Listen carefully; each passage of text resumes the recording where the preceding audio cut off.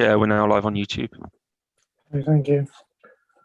Good morning and welcome to Teambridge District Council's Virtual Planning Committee on Tuesday the 16th of March 2021. I'm your Chair, Mike Haynes. All participants here today are taking part remotely and the committee is being viewed online and recorded, so please bear this in mind throughout the meeting. In the event of a break in the internet connection or a power cut, please bear with us as we try to reconnect. If we are not able to reconnect after 15 minutes, the meeting will be adjourned and reconvened at a later date.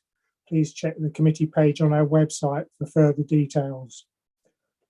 Please make sure all microphones are muted when you are not speaking to avoid any background noise levels. Please keep your points short and do not interrupt when someone is speaking. If you wish to comment, please raise your electronic hand and wait to be called. All councillors have been sent the agenda for today's meeting.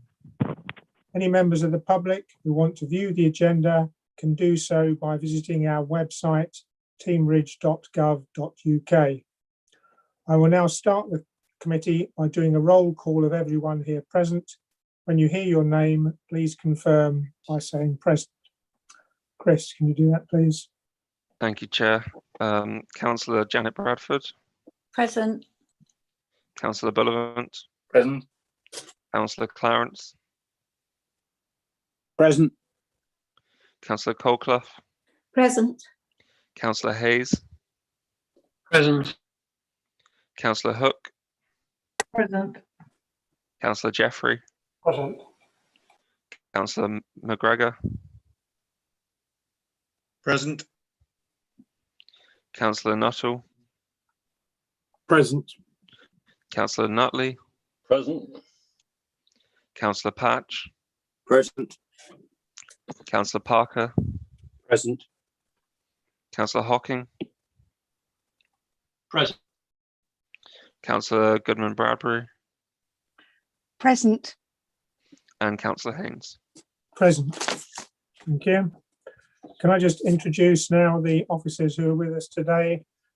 First of all, Ros Eastman, who's the business manager, Steve Hobbs, enforcement officer, Chris Morgan from Democratic Services, Paul Woodhead, legal officer.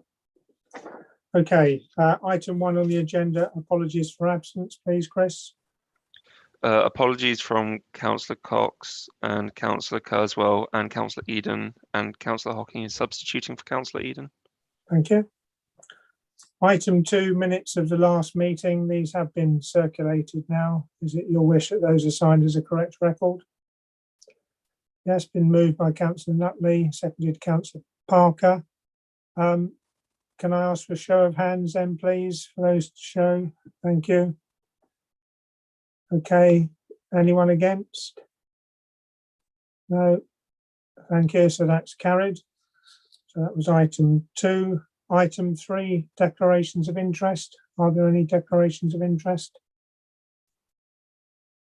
I'm seeing some hands up, so the order that they're on the Councillor Nutley.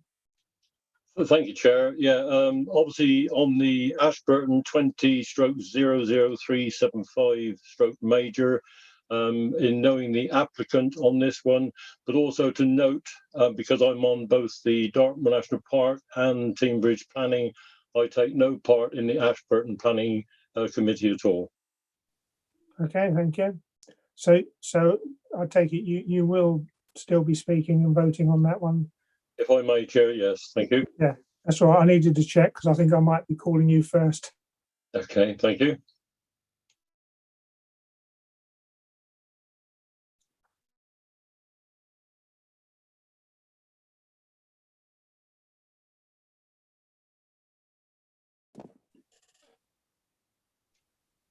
Looks like you're froze, Chair. No, me.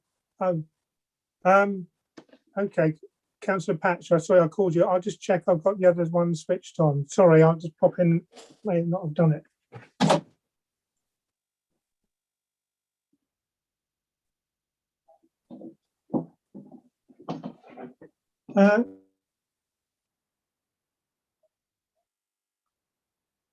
only temporary. Sorry about that. Councillor Patch, I did ask. You wish to...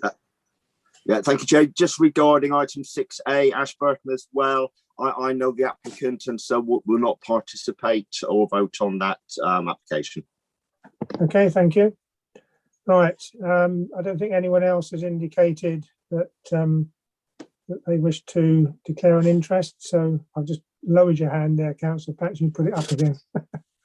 Right, okay, so that's item 3. Item 4, I don't have any announcements other than I'd note that Councillor Connett has requested to speak on 2 items today, so he's joined us and I'll invite him to speak when we come to those items. Item 5, public participation. We have no public speakers today. So that takes us on to item 6, which is the applications for consideration. The first of those, 6A, Highmead Farm, Ashburton. If I could hand over then please to Ros Eastman to take us through the presentation on that. Thank you, Chair. Just bear with me while I share the screen.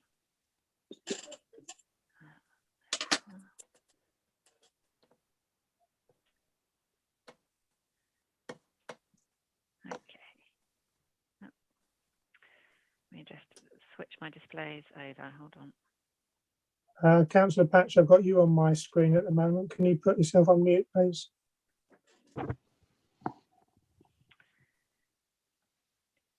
Okay, here we are then. Thank you, Chair. This application is before us today as a consequence of the fact that the applicant is related to a member of the council. The application seeks permission for storage of caravans, motorhomes and boats and other similar items on an area of land close to the Parker's Farm caravan site on in an open countryside location. The plan here shows the entire extent of the site, so you'll see from an aerial photo shortly that only half of the site at the point the aerial was taken had been hard surface to date, but this is the ultimate plan for the site. The land edged in blue is also owned by the applicant and is an existing storage area, and just to the south is the Parker's Farm caravan site. So here's the aerial photograph, and in this you can see to the bottom of the photograph the terraces for the caravan site at Parker's Farm, and you can also see the dropped pins on the Google map from Mead Garage and Mead Storage, and then at the top of the image you've got the A38, the dual carriageway, and we are here just southwest of the junction with the A383, the Ashburton Road out of Newton Abbot onto the A38. So this is Caton Cross, just off the picture. So the site does have some fairly substantial natural boundary treatments to some of its edges, and it has gates, signage, fencing and CCTV in place already. So the application is retrospective. So these are photos taken by my officer when they undertook their site visit, which I think was probably during last summer, looking at the amount of vegetation that is on site in these images. So the application is recommended for approval. There are a couple of conditions as part of that, relating to the landscape treatment and the type of lighting that will be shown. If I just go back to that final image, I clicked off that one too quickly, but this is a street view image from summer 2019, looking towards the site. You can see the Parker's Farm caravan site stretching back up the hill, but you can also see the extent of the screening, the vegetation when viewing the site from the A38. So given that this is an expansion of an existing storage facility and the limited harm that would accrue to the open countryside, the recommendation from my team, from me, is one of approval. Thank you, Chair. Okay, thank you. Right, Councillor Nutley, board member. Thank you, Chair. Yes, I mean, having had a caravan myself a few years back, obviously places like this was always a need for storage of caravans. And obviously, as things go at the moment, people are tending to go this way for caravanning, and I think that will increase. To have sites like this is very welcome and in much need. Otherwise, people would be having to try and park them in their drives and all the rest of it. As Ros was saying, it's well screened from the A38, and I see no reason. And if I may, I would like to approve as set out, Chair. Okay, so you're moving the recommendation as set out. Is that seconded by anyone? Thank you. It's Councillor Parker, no relation, and raised his hand. Okay, does anyone else wish to speak? I certainly don't have any issues with this one, and I'm content with the officer recommendation. Nobody else has indicated they wish to speak. So in that case, then, can I ask Chris to go through a roll call vote, please? And we're voting on the recommendation as set out, that is that permission be granted. So it's a straightforward for or against approval. Okay, so it's been moved for. Chris? Okay, thanks, Chair. Councillor Bradford, For. Councillor Bullivant, For. Councillor Clarence, For. Councillor Colclough, For. Councillor Hayes, For. Councillor Hook, For. Councillor Jeffrey, For. Councillor McGregor, For. Councillor Nuttall, For. Councillor Nutley, For. Councillor Parker, For. Councillor Goodman Bradbury, For. and Councillor Haynes. For. That's unanimous, Chair. Thank you. So that's been approved as set out. Right. Excuse Moving me, Chair, on. I didn't have a vote. I beg your Oh, pardon, sorry, Councillor Hocking. Yeah, go on. Chris? Yeah, I'm for Sorry, anyway. Councillor Hocking. Okay, Councillor Hocking is for as well. If you could add that, please. Right, thank you. So it's unanimous.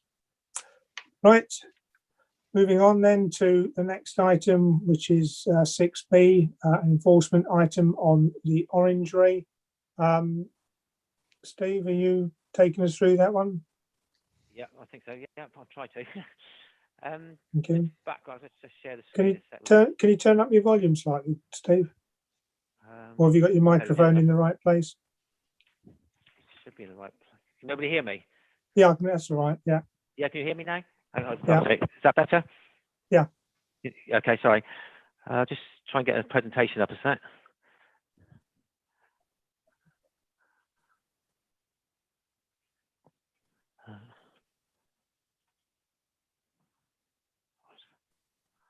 Sorry, just bear with me. I'm new to this. That's okay. I can see the image. Is the image coming up? Oh, sorry. Yeah. Right. Yeah, Orangery at Mumhead is part of the original Mumhead house as part of the estate, and is a separately owned now, known as the Orangery, which contains sort of parklands and sort of residential. Just I'll just go through it. This is an indication of where we are. The main Mumhead house is at the top here, and then here's the land owned by the Orangery. The site access is off the sort of back roads here, with the residential property of Dawlish Lodge at the entrance here. An aerial photograph sets out a bit more of where we are. So here's the residential property up here, and this is the parkland that's used. That's used as part of the business. That's the entrance to it. Where we've had issues with gates in the past, which have all been removed now. The existing signage has changed to what's there now. It was a much bigger one that was more inappropriate. And here's some of the sculptures around the site. Basically, following the complaints about the use of the property, we carried out an initial investigation to try and find exactly what was happening. It appears that we're not disputing there is a business of sorts that runs from there, but for us to take action, we have to have a level of quite a substantial level to say there's been a change of use. In this instance, to help with that, we served what we call a planning contravention notice, which is a legal document that asks questions about what activities are being carried out, what the numbers are and things like that, which is what's formed the basis of our report. From that information, although there are activities occurring, they weren't at a level that constitute a change for which enforcement action could be taken. I appreciate at the moment with the current lockdown situation, there shouldn't be anything going on there anyway, but there has been brought to our attention that there is a lot more activity proposed once this lockdown's finished. So I think it's something that would be looked at more once the lockdown's finished to see what those levels are, which is why I sort of come up with a revised recommendation at the moment is that we take no further action at the moment, but clear from the company's website that there is to be an increase in level activities. So we could suggest now request the planning application based on that those details, and we can assess that for the frequency and the scale of the activities. If no application is received within 4 months, then we could serve another planning contravention notice to ascertain the actual levels that are occurring at that time, because hopefully we'd be out of the lockdown with more day-to-day activities, what's going on, and then depending on the outcome of that, we could take action if clearly there has been an increase and to substantiate a change of use that's occurring.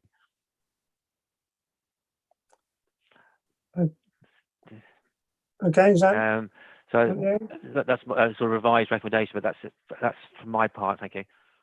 When would that 4 months actually start from? Because I mean, clearly it is all dependent on when lockdown sort of completely lifts, I presume.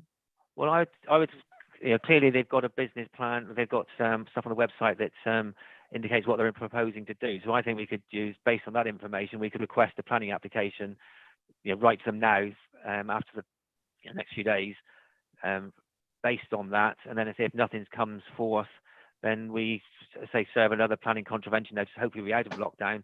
We'd get an idea of what the levels are, maybe get some more information from local residents who could give us an idea of numbers that are coming and going. And we could put that together and have more information and more evidence to substantiate taking enforcement action. Okay, thank you. Right. Chair, if I may, Yep. my understanding of the current plans for releasing lockdown is that gardens like this may be able to reopen from mid-April. So we were thinking that that would potentially provide data for April, May, June type time, maybe July, before we serve a planning contravention notice. So we will be well into this summer season to get an idea of the level of use that is occurring at the site, so that we can, if an application isn't forthcoming, we will have covered a substantial period of time when the property will be open as part of our evidence collecting for this next stage. So we'd serve a planning contravention notice. There's ordinarily a 3-week period for returning that. So we would hope that by mid-September, we would be in a position either where we've got a planning application that we're well on the way to determining, or that we've got enough information from a planning contravention notice that we would serve over the summer, that we'd be able to make a decision at that point as to whether or not the level of use at the site had increased such that we consider at that point that a change of use had occurred. So it's a twin track process from here moving forwards. It's never been our intention that we would completely stop looking at what was happening at the site. It's just that at the moment there isn't the evidence available to support any formal enforcement action right now. Thank you. Okay, can we go back to the normal screen now, please? Okay, thank you. Is that right? Right, so presentation finished. Councillor Connett, you're a ward member and you've requested to speak. So, right, if you'd like to speak now, please. Thank you very much, Chairman. For the benefit of the recording, it's Alan Connett. I'm the local councillor for the Kenton with Starcross ward, which includes Mam Head. Chairman and colleagues, thank you for considering the report I sent and also for your understanding of the concerns and representations submitted to you by residents in Mam Head.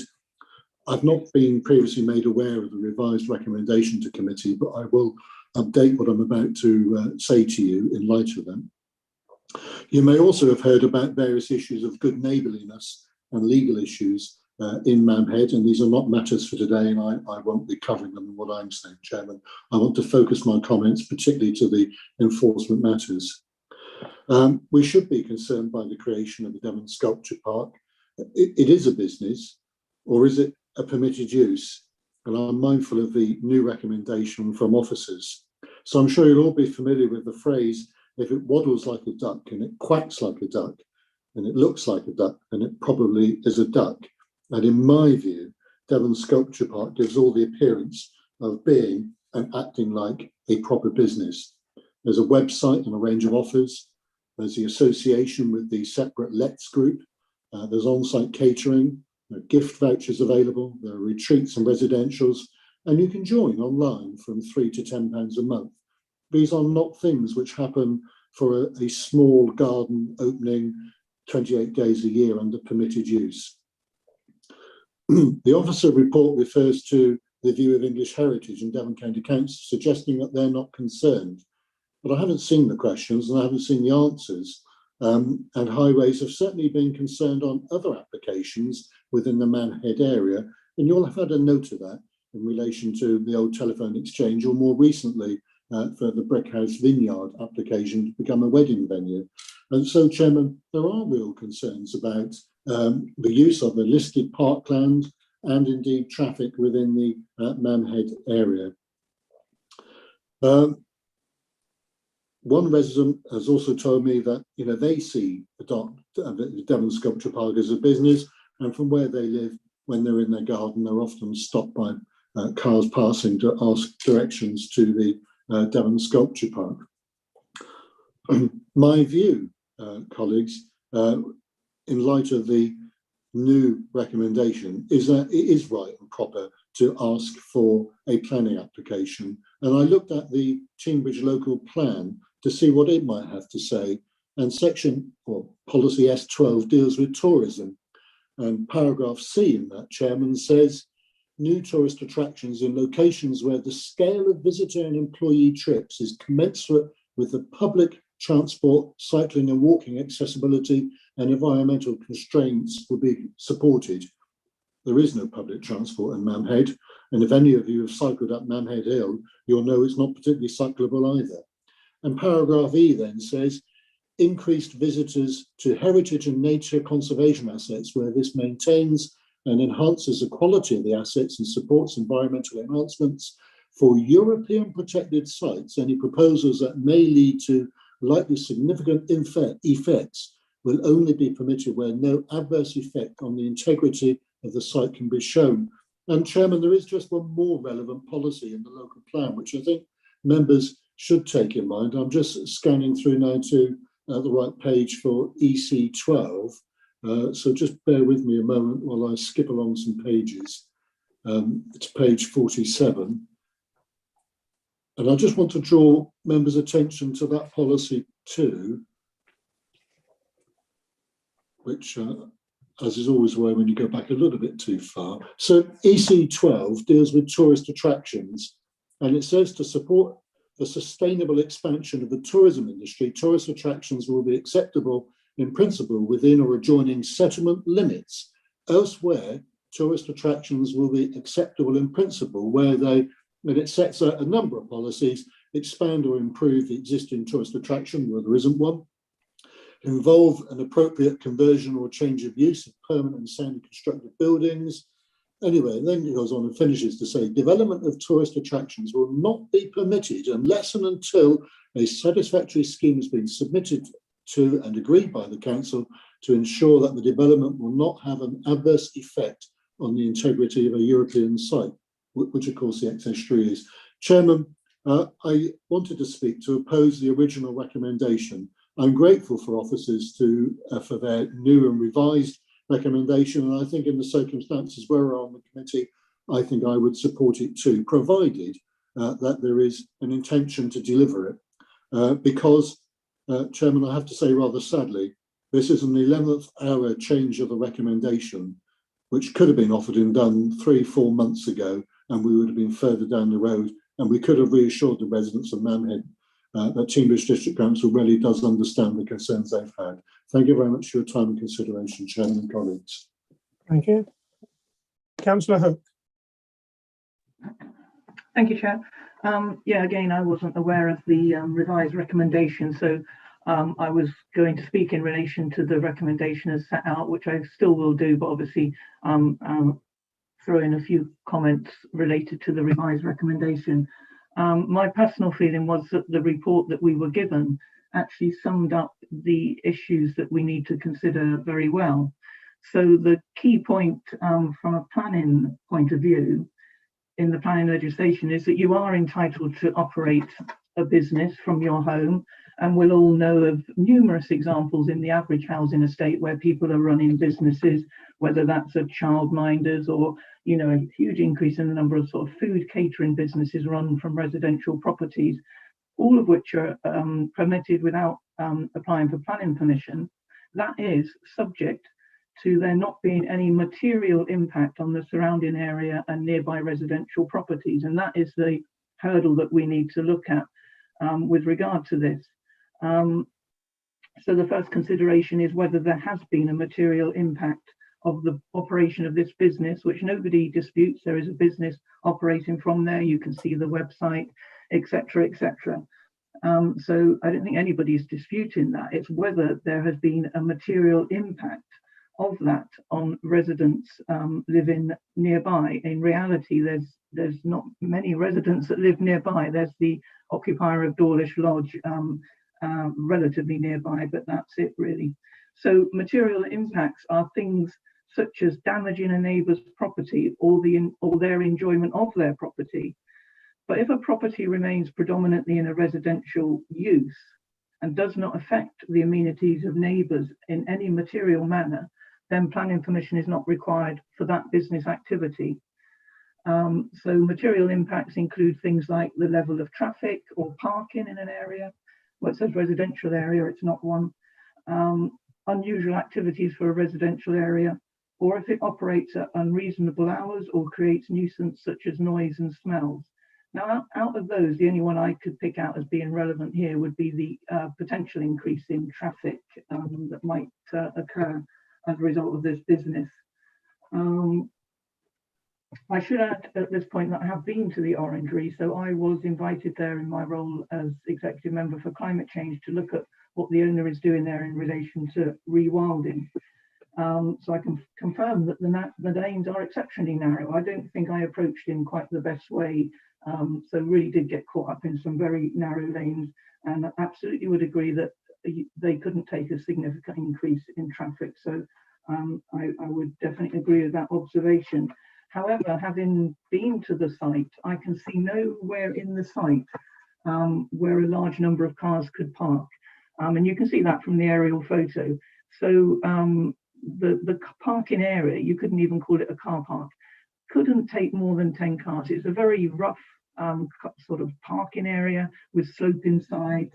I wouldn't say a maximum of 10 cars.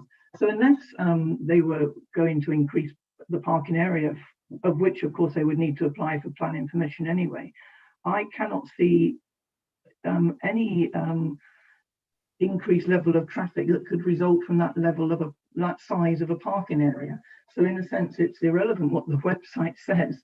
They couldn't do any other than small scale activities at the moment. And my understanding is that is all they are planning. But of course, you know, I can't base that on my understanding of the situation. I visited in August last year, and I can only say that my observation as I was shown around the entire, well, not the entire estate, about half of the estate, was that it entirely looks like a residential property. Nothing would lead me to believe it was other than a residential property. I say this small parking area, which wouldn't be an exceptional size parking area for an estate of that size. No signage anywhere, nothing, just really like a large residential estate, nothing more than that. There wasn't a cafe, there were no signs. There were 2 other people on site at the time who I understand were volunteers helping with the garden. So I accept that post-lockdown, and obviously looking at their website, there is a potential for an increase in activity. But as I say, the parking area wouldn't as it currently is, wouldn't allow for a big increase in traffic. So, you know, my conclusion was that there can't be a current material change of use that can be evidenced. And if that isn't happening at the moment, then there really is no justification, as it's outlined in the report, to ask for a planning application when there is no visible change of use at this point in time. The predominant use remains residential, and I can't see personally how the neighbours have been materially impacted. In terms of any sculptures on the site, I mean, they're very small within that really large landscape. We're talking small sculptures within a very, very large landscape. And I don't think we should be looking at potential future impacts, in the sense that anything that they did there would need a larger parking area, and they would therefore need to apply for planning permission for that anyway. So even the revised recommendation, I'm not clear on the justification even for asking for a planning application now. I would suggest that what we should be doing is monitoring the level of activity. Like I say, I can't see how the activity level can increase to a state where it's impacting on the neighbours in terms of traffic. But so, you know, I certainly didn't think any enforcement action should be taken, and I'm not even sure whether it's justified asking for a planning application at this point, because there is no evidence change of use. I mean, you know, to be fair, anybody could have a website where they try and encourage a business. That doesn't mean to say it's going to be successful, does it? That doesn't mean to say you're going to get lots of visitors, and I can't see how they can accommodate lots of visitors anyway. So you know, my feeling is that we shouldn't even be asking for a planning application. We shouldn't be asking for enforcement action, and I don't believe we should be asking for a planning application even. So I personally would stick with the original recommendation. Thank you. Right, if I could just clarify the position then. The original recommendation was that no enforcement action is taken at the current time. As such, the revised recommendation is not inconsistent with that, because clearly it's saying that there isn't any enforcement action taken at the current time. The problem is, of course, that whilst it's been said that this is the business that's going to happen after lockdown, there isn't any evidence of the numbers at the moment, which would enable enforcement action to take place, which is obviously itself in agreement with what Councillor Hook's just been saying. They can be invited to submit a planning application. They may decide not to submit it, which is entirely their choice. If they wish to submit one, then that would clarify the position, such as parking, as was just outlined. If they don't submit a planning application, then the new recommendation would be that after 4 months, then a further planning contravention notice would be served, on the expectation that there will have been business taking place in the period once lockdown is lifted. So I'm entirely comfortable with the new recommendation, in as much as it gives us a bit more of the picture than just having the previous one, that no action is taken at the current time.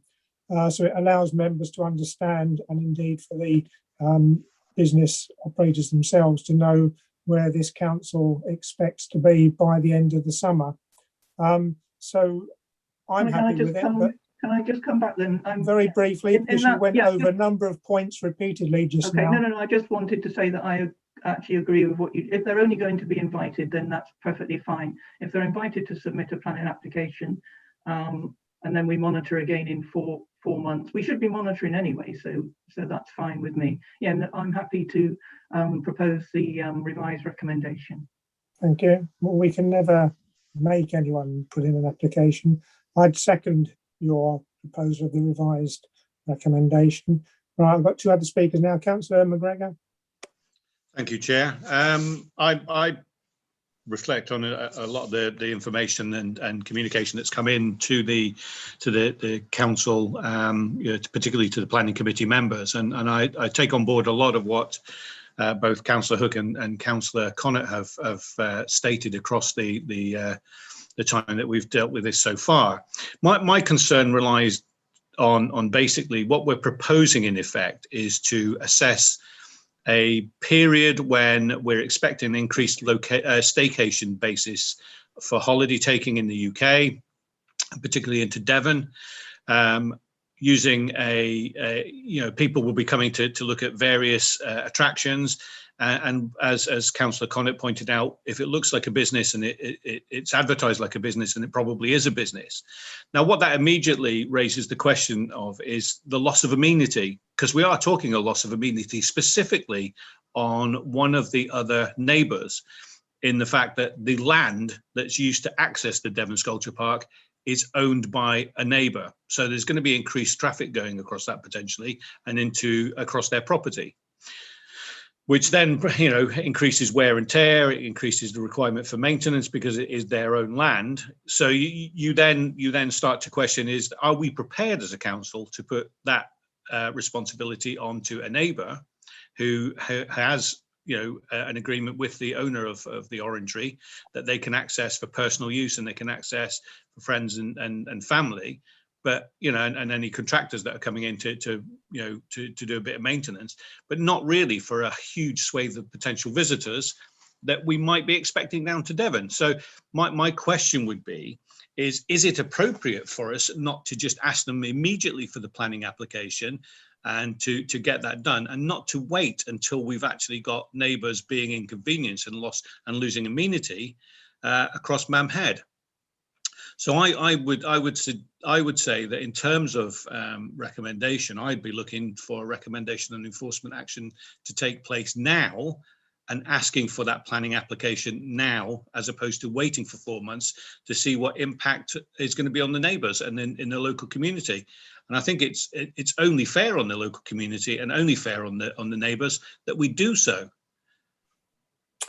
Yeah, the issue would be, though, if we were to serve an enforcement notice, and we don't have the evidence, I believe, to serve it at the moment, they could appeal against that and would continue throughout this summer, whatever happened, because if there's an appeal pending, then they could still carry on as they were intending to do.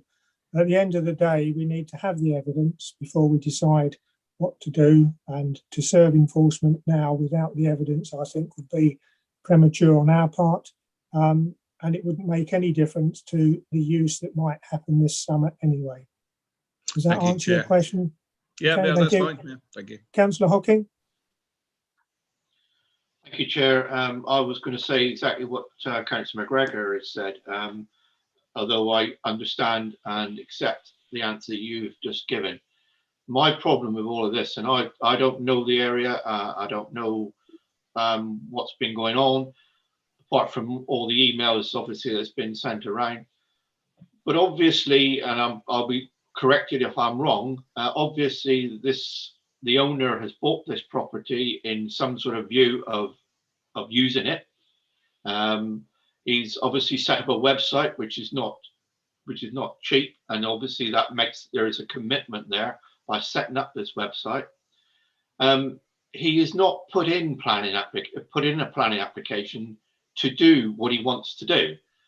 Therefore, I am not convinced in my mind that going on what Councillor Hook said, that he would put in a planning application for car parking. I'm not convinced in my mind that he would do that, or she would do that. Sorry, correction, I'm not sure whether it's he or she. They would do that because they've not done it so far. They've not put an application in so far. So they would just probably carry on, in my view, they would just carry on the way they're going and let things develop as they intend them to develop. I'm happy with the recommendation that's just been given to us. I think it is important that we have the full facts, but it's also important that we get some sort of planning application in, because we need to be seen to be upholding our own local plan. And if there's parts of the local plan which is not being adhered to, then we need to be seen to be enforcing that plan. So in my way, that I would love to see, and I understand why we can't, but I'd love to see a planning application come in now and some sort of enforcement being taken. But I accept what you said, Mr. Chairman, and therefore it just drops us back to the revised suggestion that's been put forward by the officer, that we ask for a planning application and monitor it over the 4 months. So if that's going to carry, if that's the proposal, then fine. If it's an amendment to the proposal, then I'll have to rethink on how I vote. Thank you. Okay, Councillor Nutley. Thank you, Chair. Yeah, I have to somewhat agree with Councillor McGregor and Councillor Hocking. Obviously, parking and the traffic going into that area is going to be a big issue. Obviously, seeing the photographs that our enforcement officer Steve presented this morning, and seeing further photographs this morning of more artwork in there of a human form, I feel that I would like to think that we could, obviously, I think a planning application needs to come in forthwith. And I would like to think that we can enforce the owner not to continue with any further development on that site until an application has been in, and even whether it's been granted, approved or refused. So I would like to see the enforcement go ahead. And as I say, if we can object to him continuing with any more further work, I would like that to be done, please. Thank you. Thank you. I think whilst many of us might agree with your sentiment there, I think the way the system works would mitigate against that. We can't actually do things until such time as legal processes have been gone through. So it's always up to the individual whether they submit applications, and if they do something that requires permission, we have to go through the process, so that we can't jump that far ahead. Councillor Hook, did you wish to come back again? Yeah, thanks. Just to go over some of the points that have been made.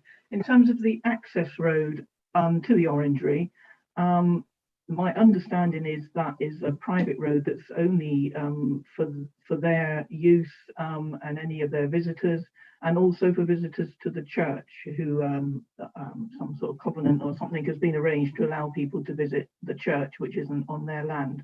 And that road is the access point. But those are the only people that would be using that very tiny narrow lane. And then obviously the only person that would be affected by the traffic is the resident of Dawlish Lodge, right at the entrance to the site. So just to clear that up. And just to go over these points again that I made, that nobody disputes there's a business operating from there, but the activity level at the moment is not as of a nature that causes a material change of use that would require planning permission. So it's really important in my mind to remember that, because at the moment the person that owns the Orangery is not required to submit a planning application, because there's nothing happening there that is a material change of use that would require it. So it's really important to bear that in mind. We can see a website that is advertising visits, and if those visits happen in a substantial number, potentially something would require planning permission. We don't know if that's going to happen yet. And my knowledge of the site, having been there, is that it couldn't possibly accommodate a large number of visitors. It would be impossible. So, you know, that's what we need to bear in mind. Is I don't see a problem with inviting the person to submit a planning application. If they don't, I think we'll have trouble justifying enforcement action against something that isn't happening yet. And in my knowledge of the site, couldn't possibly happen in the volume of activity to cause a material change of use. So okay, well, you're repeating the points, and I think obviously time will tell on that, and that's what we're going to have to wait and see. Okay, Councillor Bradford. Thank you.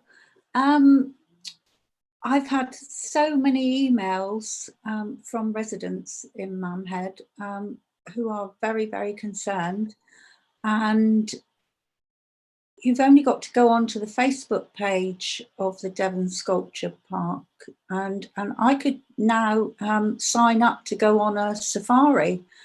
I feel very concerned about the wildlife. You know, if no planning applications being put in, nobody's checking it to make sure it's all okay.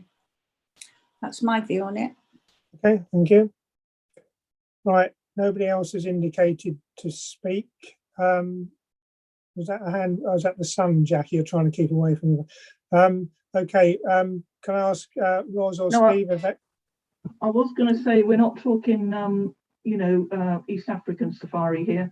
We're talking, presumably looking at the existing wildlife, which, as to my knowledge and of what's gone on there, is that the wildlife of the area has increased tremendously, which obviously is the objective of what they're doing there. So we're talking about a biodiversity haven here, not safari animals as such. Yeah, okay. I don't think we need to get onto those wider issues. I think we'll stick with obviously what we've got currently happening or in the future. Roz or Stephen, did you want to come back at all with anything? No, all okay? Right. Yes, fine, thanks. Yeah, okay. In that case, members, we've got the, can you put it up on the screen to remind us, please, Steve or Roz, the revised recommendation, which we're going to vote on in a moment, because that's been proposed and seconded.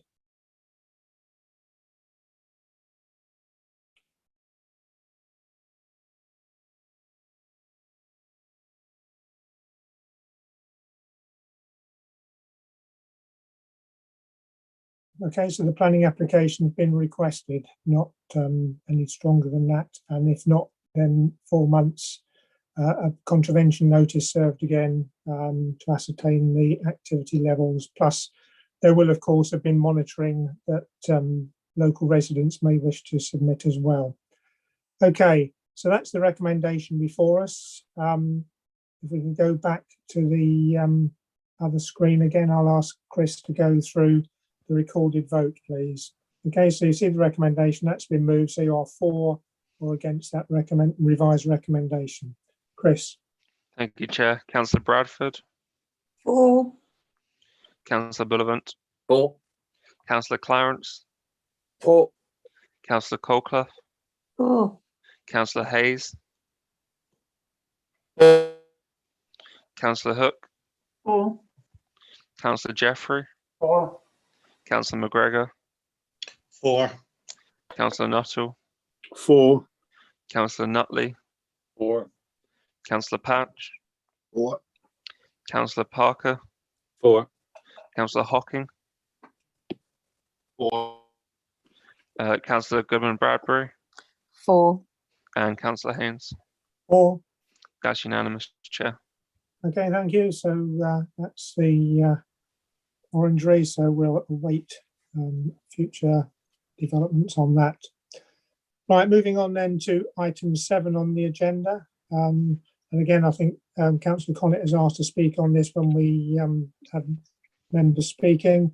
The consideration of the PAS mini peer challenge recommendations. Members will note that the recommendation is that 1, accept the recommendation made by PAS, and 2, consider options for implementation. So what I'll be doing is if we go through each of the recommendations, then I'll ask the committee for views. We won't be actually making any changes ourselves at this point, because clearly some of the issues relate to changes that would have to be made by full council. But the purpose of this is for us as a committee to give our views on each of the recommendations that are presented to us. Okay, Roz, did you want to say anything at this point?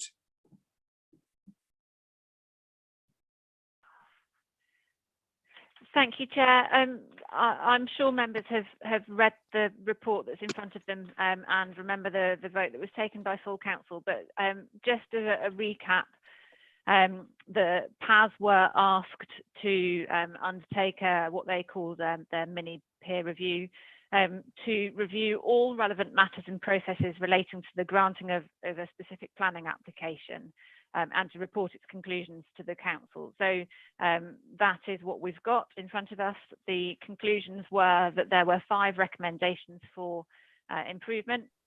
And the report that you've got does not include any specific recommendations, as the Chair has said. It sets out where we are, what PAS have had to say, what some of our nearest neighbours do, and also, where relevant, what the local government association or other best practice guidance says. So, there's a flexible approach, if you like, to each of those.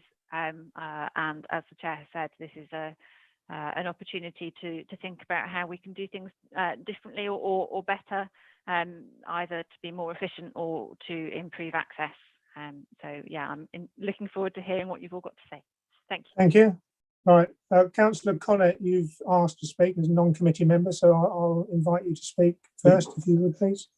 Chairman, thank you very much. I just wanted to speak to one particular recommendation. It was about joint officer councillor training. I have been previously on the planning committee, although I'm not currently a member, and I really do think that would be an enormous asset to all of us.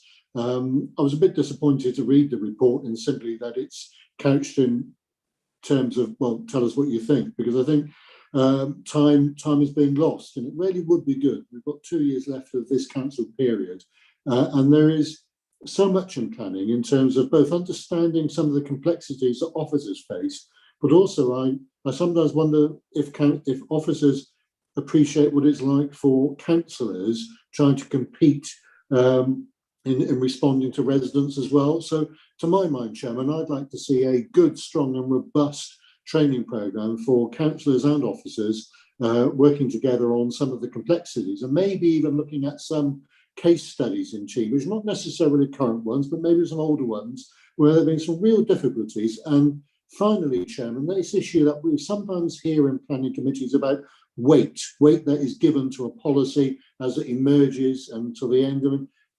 How is that balanced? It's not like a scale, is it, where at a particular point it has, a particular weight, but people often refer to that, and it can be confusing about what that actually means and an appropriate weight that councillors should give to something, Chairman. So I think there is much that could be done. So I welcome the recommendations, but in particular, just wanted to speak to that one item. I really do think we need to get on with a real and robust programme of councillor and officer joint training. Thank you.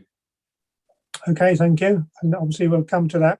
I intend, if members wish to have some initial sort of general discussion, then fine, but I intend to go through each of the issues in turn so that we can come to a view on them each separately. So I'd be starting off with the size of the planning committee and then on to site visits and so on. So that's the intention, so that it's structured in that way. But I've got a number of people wishing to speak, so I'll see what they have to say generally and then come on to that. Councillor Patch, you're down first.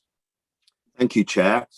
Yes, I do have a number of concerns regarding this report before us, but before going into those, I just wanted to sort of have a pause and offer the opportunity for any members of the committee to reflect as to whether they might have interests in this item. No interests were declared at the top of the agenda, but given the broad remit of the PAS investigation, looking at all matters to do with that planning decision, I'd like to just pause and I do note, I mean, this is obviously something that you will have considered, Chair, but you were the chair of that planning meeting, and so in the sense that this the investigation looked at all aspects of that report.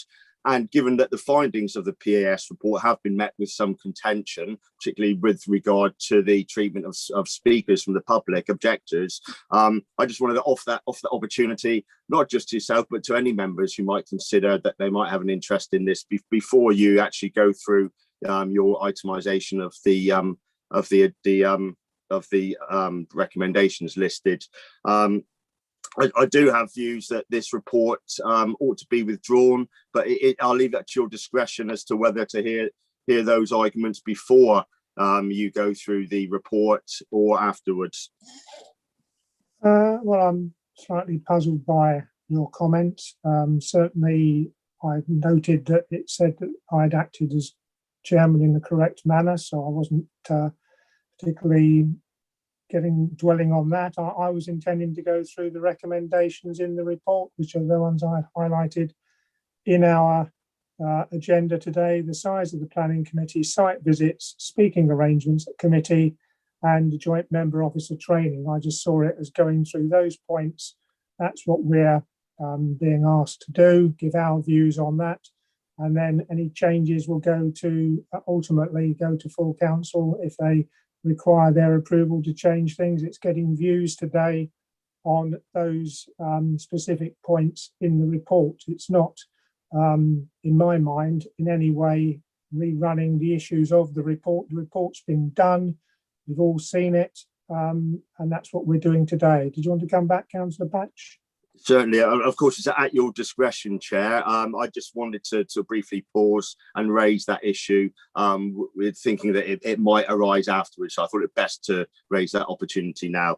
As I mentioned, I do have three main concerns with this report, and I do think that there's an argument to be made that the report ought to be withdrawn and not discussed. Now, I'll leave it to your discretion, Chair, as to whether I raise that argument now or after you've outlined the report. Well, I was just intending to go through those points, as I said just now, in 1.2 of the agenda item, the size of the planning committee, site visits, speaking arrangements committee, and member officer training. I can't see any reason why we shouldn't do those things regardless of the report, because they're all things that need to be considered.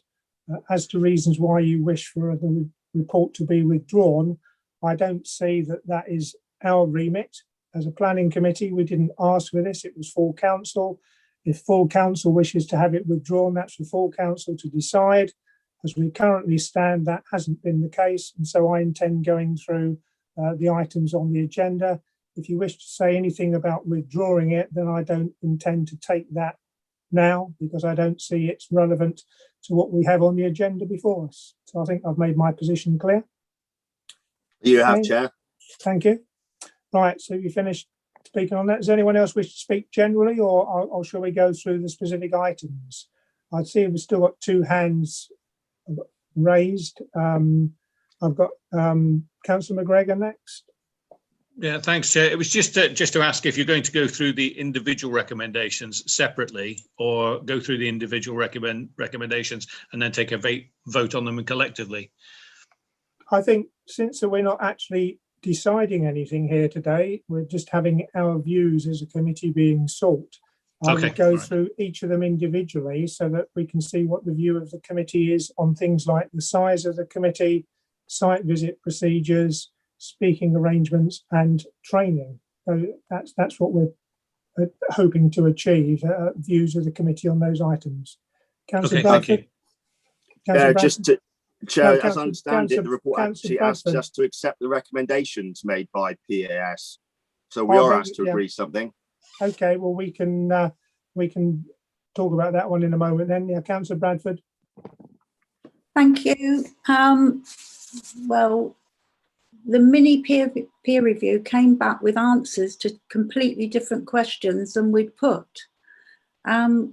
This was for the Langford Bridge inquiry. Of the 7 of the major concerns that TDC Full Council voted to investigate in relation to the Langford Bridge planning decision, the PAS advised that 5 of them were outside their investigation remit.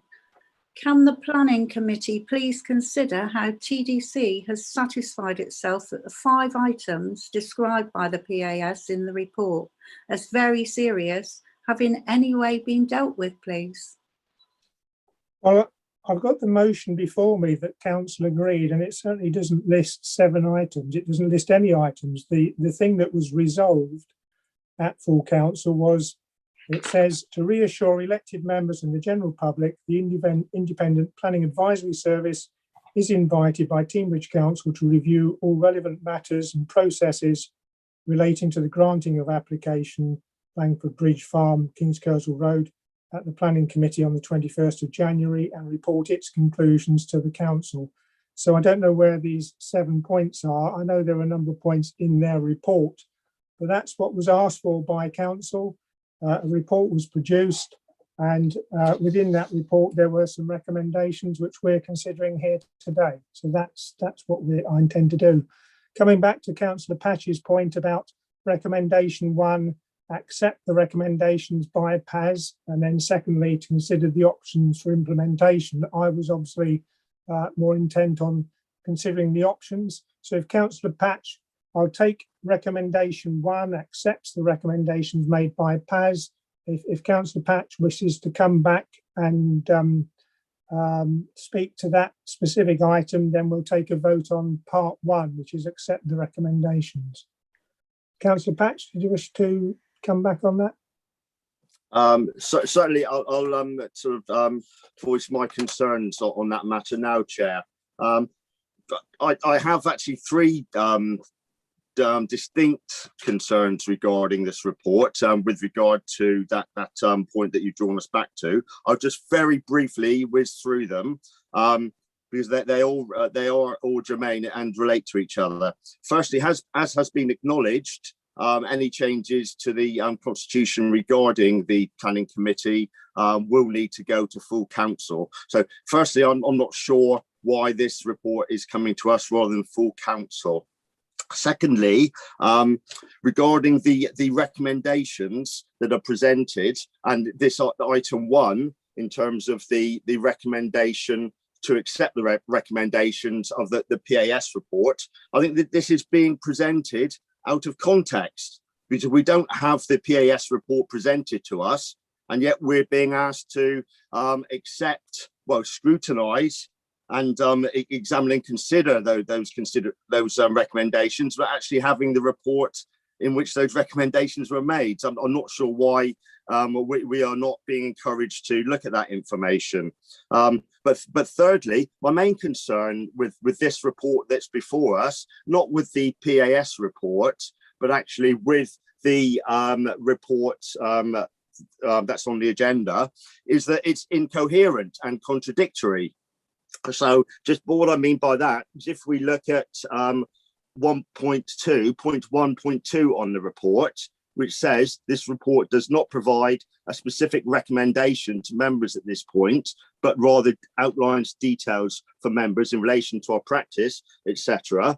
And then we go to the top of the report on the purpose of report. That is in accord with 1.2, which says that the purpose of the report is to provide background information for members on our current practice, the PAS recommendations and relevant LGA advice. And yet the recommendations that immediately follow that, recommendation 1, is to accept the recommendations made by PAS. So we're simultaneously being told in this report before us that we're not being provided with the recommendations, and yet it's proposed that we accept the recommendations of PAS. So I see there's an inherent contradiction in this report, and if we were to vote to accept this report, I'm not sure what that would mean. It would be arguable that we're accepting that there were no recommendations before us, but at the same time that we agreed to the recommendations of the PAS. So that was my that's what's behind my remark that this report be withdrawn. Failing it being withdrawn, I would make a proposal that this report is rejected for those 3 reasons: that it shouldn't be here, it should be at full council, that there's not enough information to consider it in its real context, that is the PAS report, and it is incoherent and contradictory. Okay, thank you. Well, all I would say is on page 3 of the report, which members have all seen, it gives recommendations, and there are the recommendations that are there. Those are the recommendations of the PAS report. They are bullet point 1, review size of planning committee; 2, improve arrangements for site visits; 3, one team approach and ownership to planning committee arrangements; 4, tailor arrangements where necessary, for example, speaking arrangements; and finally, joint officer councillor training to cover planning, political awareness, the art of the possible. Those are the recommendations of the PAS report. So the first item that we're asked to view here is accept those recommendations.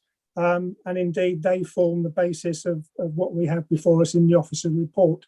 So I don't find myself in agreement with what you've just been saying. Right, Councillor Hook.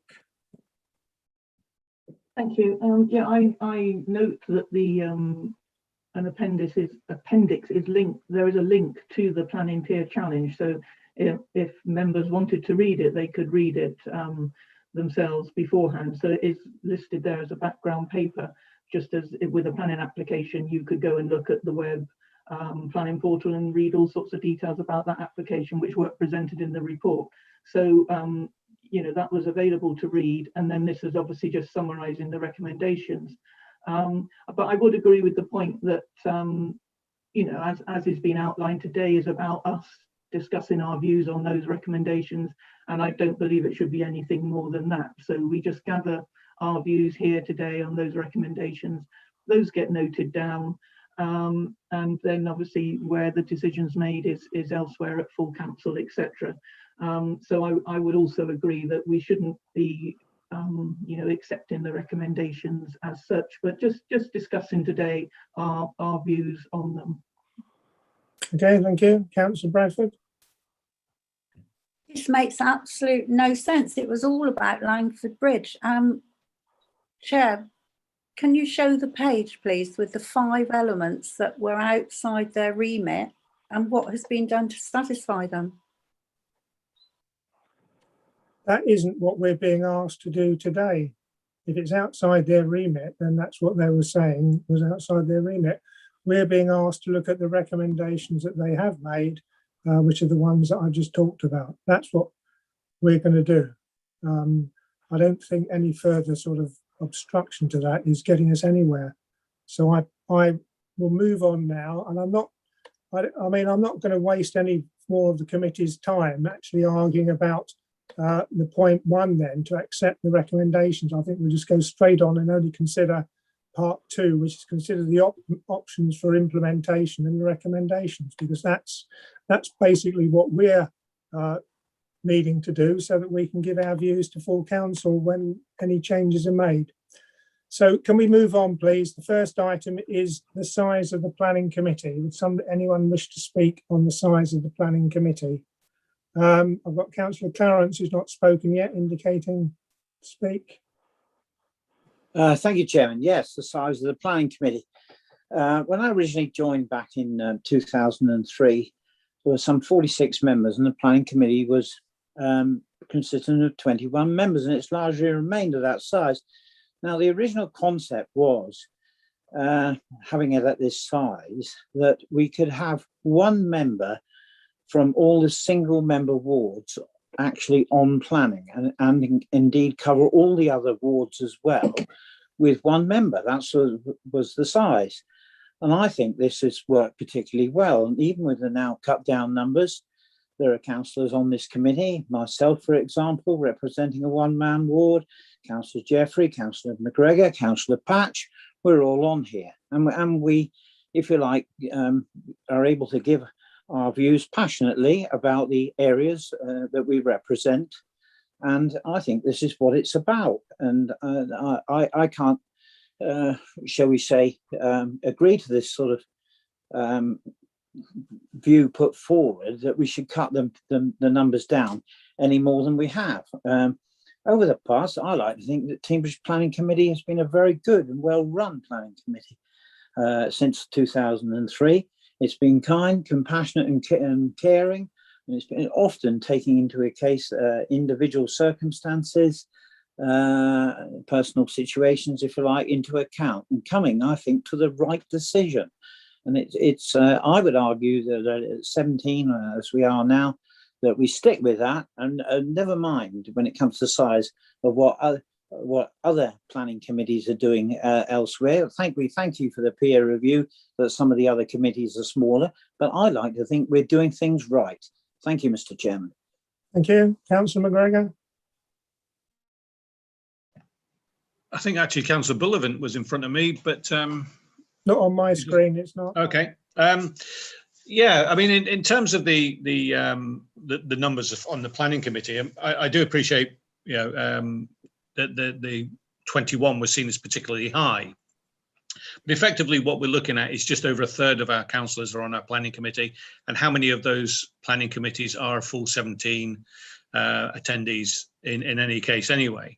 But I think it's good to have the representation, as pointed out by Councillor Clarence, from single member wards, as well as all, you know, representation from double member wards as well.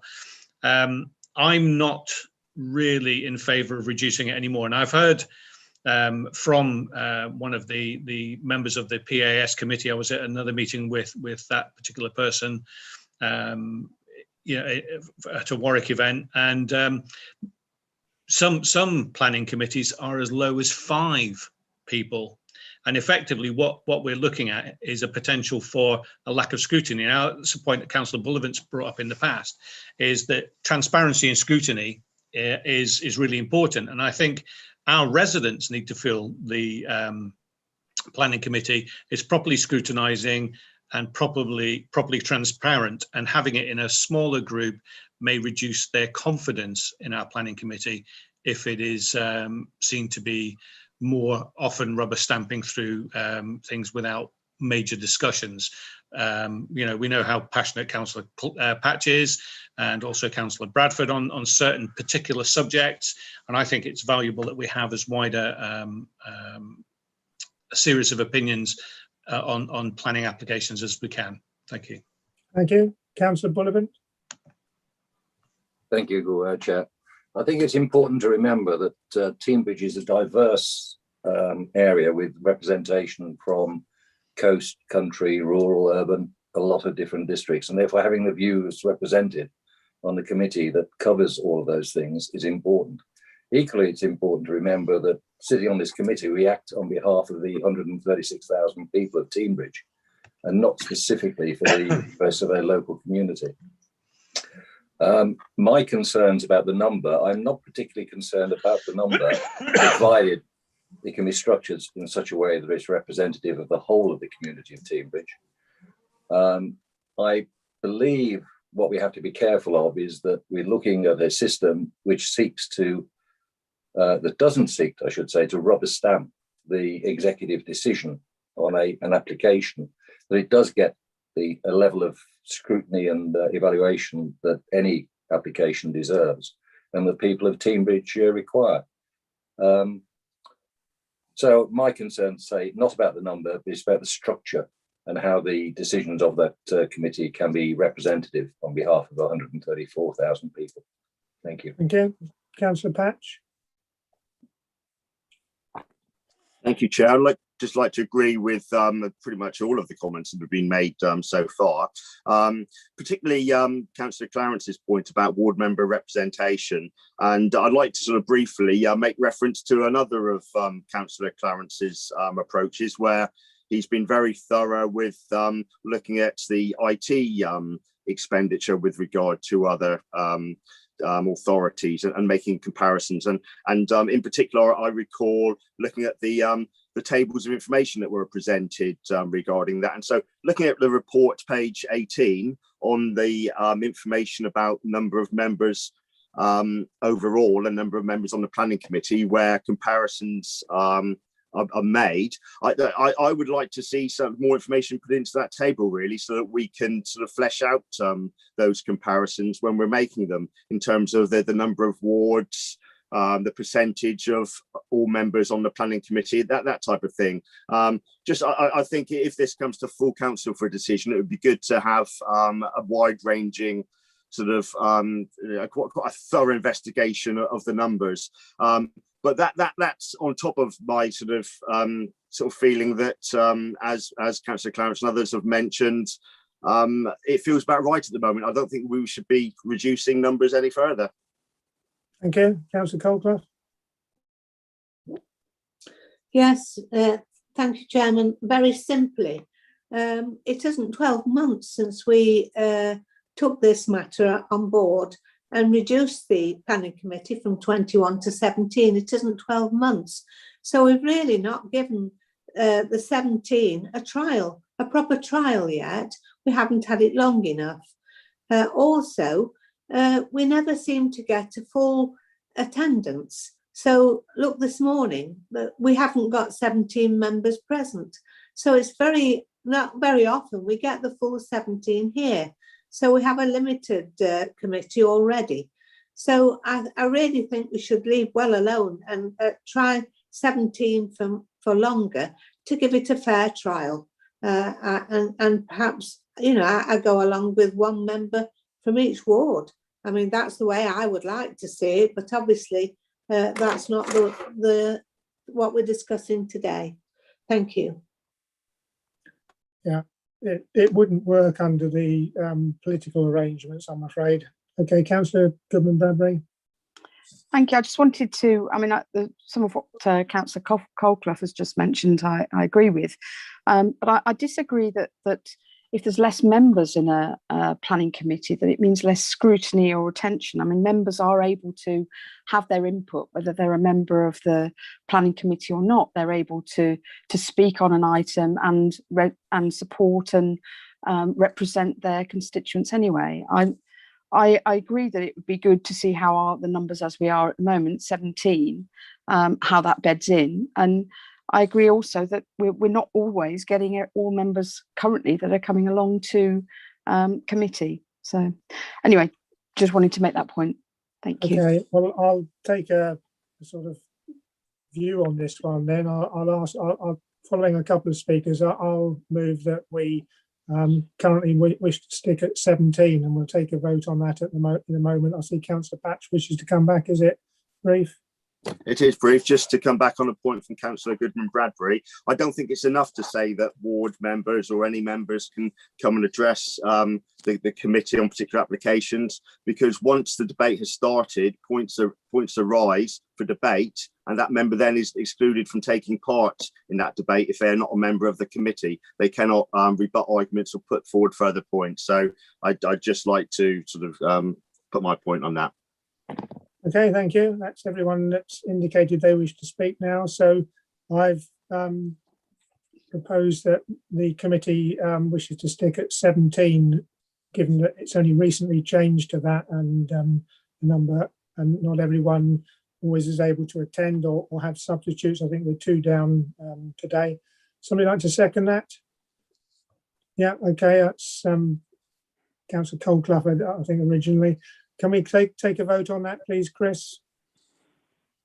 So you're 4 against 17. Thank you, Chair. Councillor Bradford.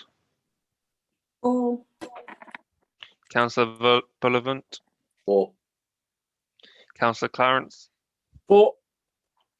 Councillor Colclough. 4. Councillor Hayes.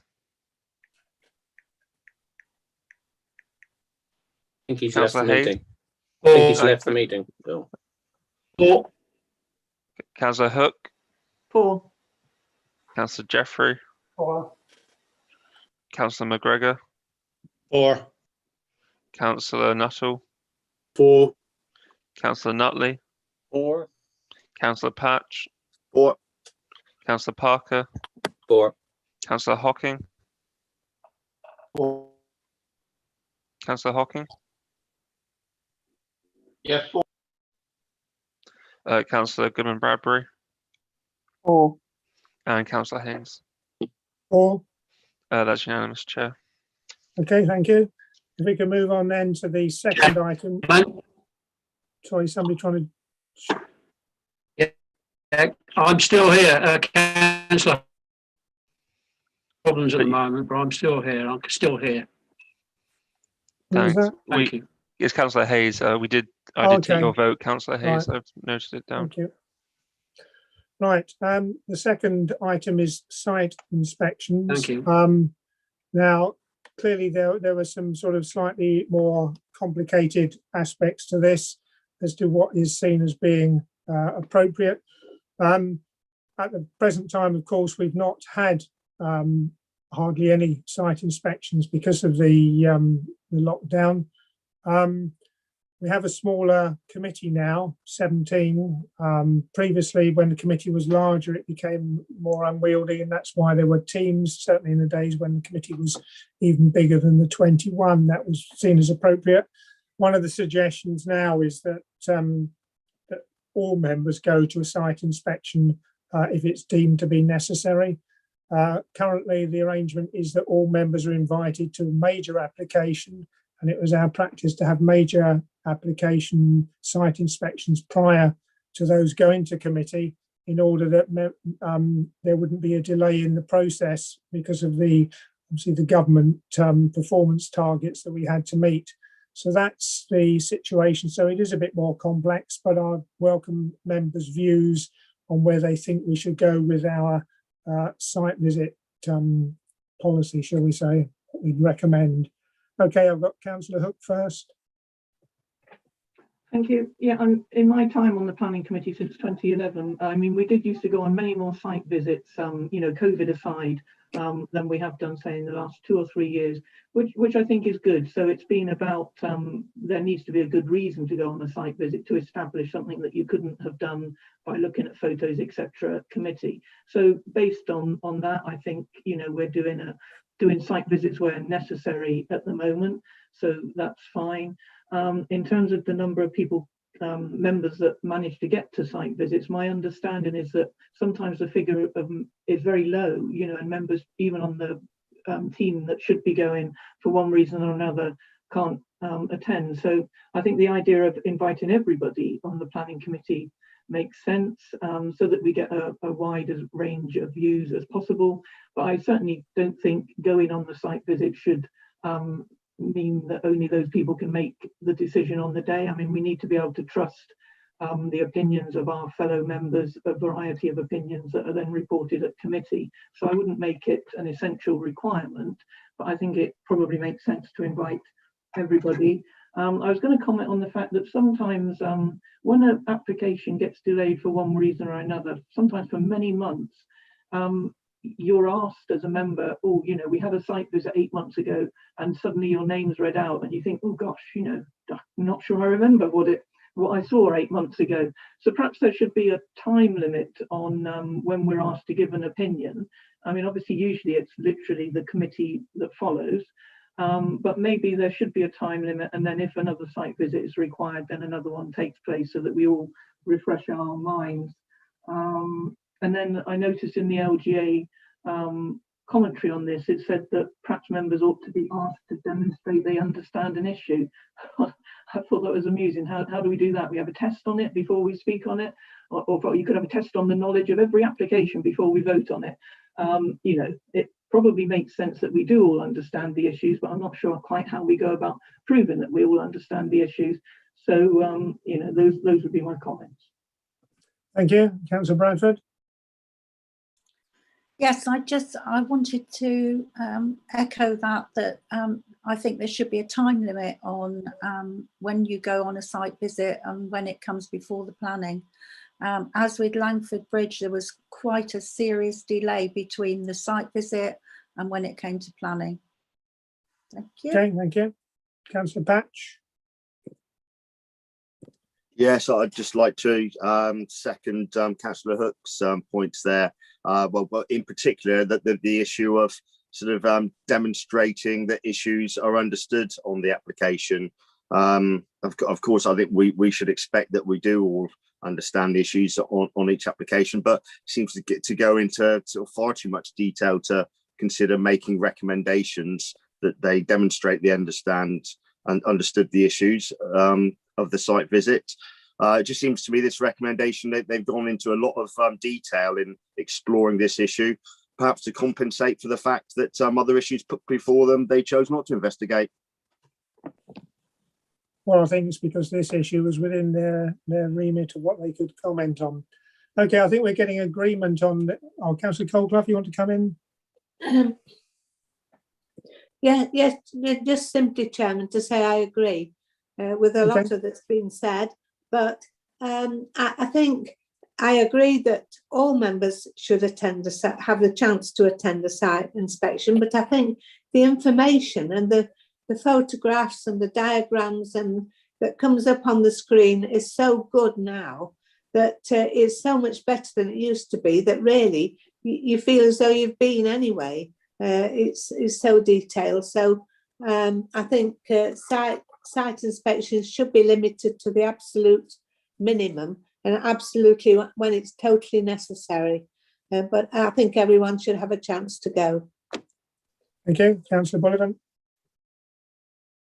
As I understand it, there are two basic reasons for having a site visit. One is where there's a major application and it's to give members a view of what the implications of that major application is. But secondly, it's where the committee feels that it hasn't had enough information provided through the reports that come before the committee for those members who don't know or can't make a decision based on the information provided, for them to go out and have a look at the site. For that reason, I would always say that the people who go out on a site visit for that latter reason should be those people who, or should be restricted just to those people who can't make a decision based on the information that the officers have provided. Thank you. Councillor Clarence. Thank you, Chairman. I think we've got the balance about right. All I would add here is, have we got the balance right for the major applications? And I say that because perhaps all members of the planning committees ought to go to all major ones, and those are held in the open where people can come and sit. This was the type of thing that used to happen when I served on Devon County Council Planning Committee. The issues were big. We would go to a village hall or something like that, where the whole planning committee filed, where the window cleaner, no, it doesn't, I haven't got a window cleaner. The whole committee filed in at Devon County Council to a village hall, where they're where the application was like the equivalent of our major ones, and there would be a huge audience there. Questions would be put from it, and you can really gauge the strength of the opinion or not, and what have you. So I think we got it right with the small ones. Perhaps we're not so good with the major ones. Just an observation that I'm making to sort of throw out into the mix of while we're talking about this. Thank you, Chairman.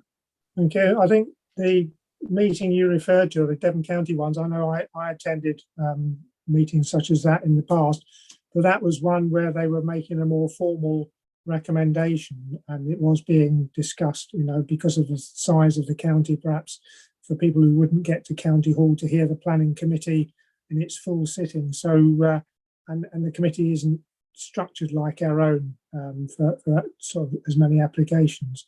So personally, I wouldn't wish to sort of go along the model you've just outlined. Our model is that we just go out to see the site, and then all the debate takes place in the council chamber.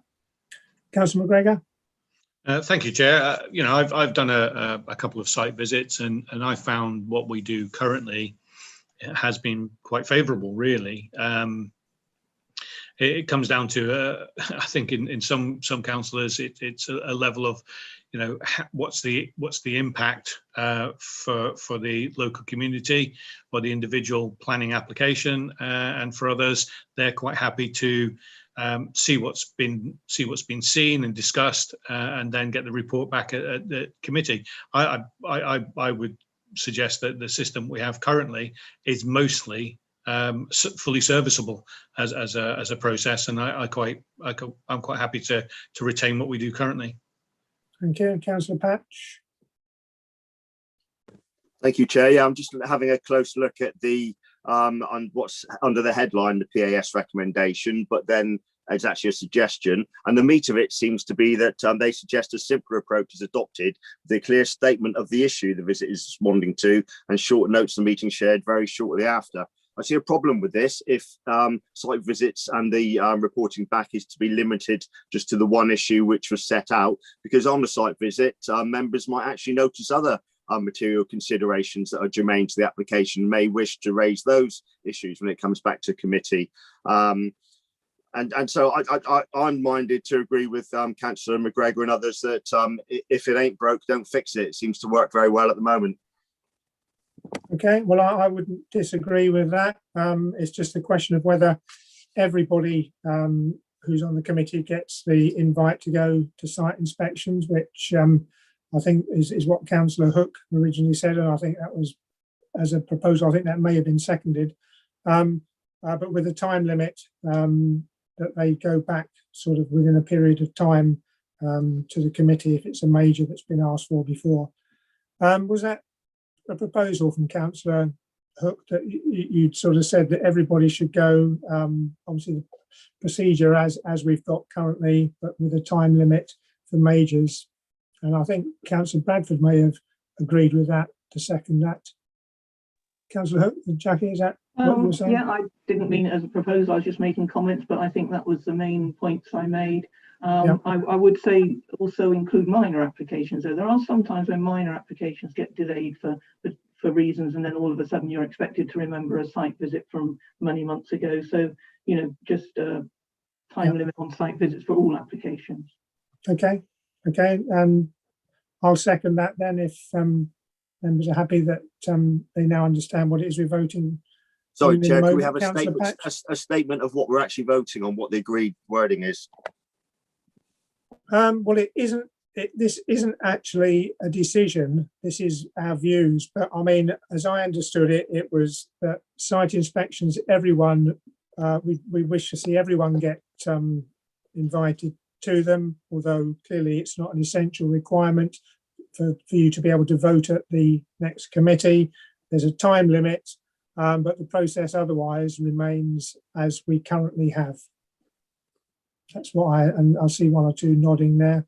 So that's okay. I would agree with that, but just put on record, I'm not necessarily, I don't agree with the time limit issue. I think notes are taken, and then the presentations at committee meeting are of such quality that we can be refreshed and remember what the issues are. So I would agree, but with all but the time limit. Thank you. Right, take a vote on that, please, Chris. Okay, Councillor Bradford. For. Councillor Bullivant. For. Councillor Clarence. For. Councillor Colclough. For. Councillor Hayes.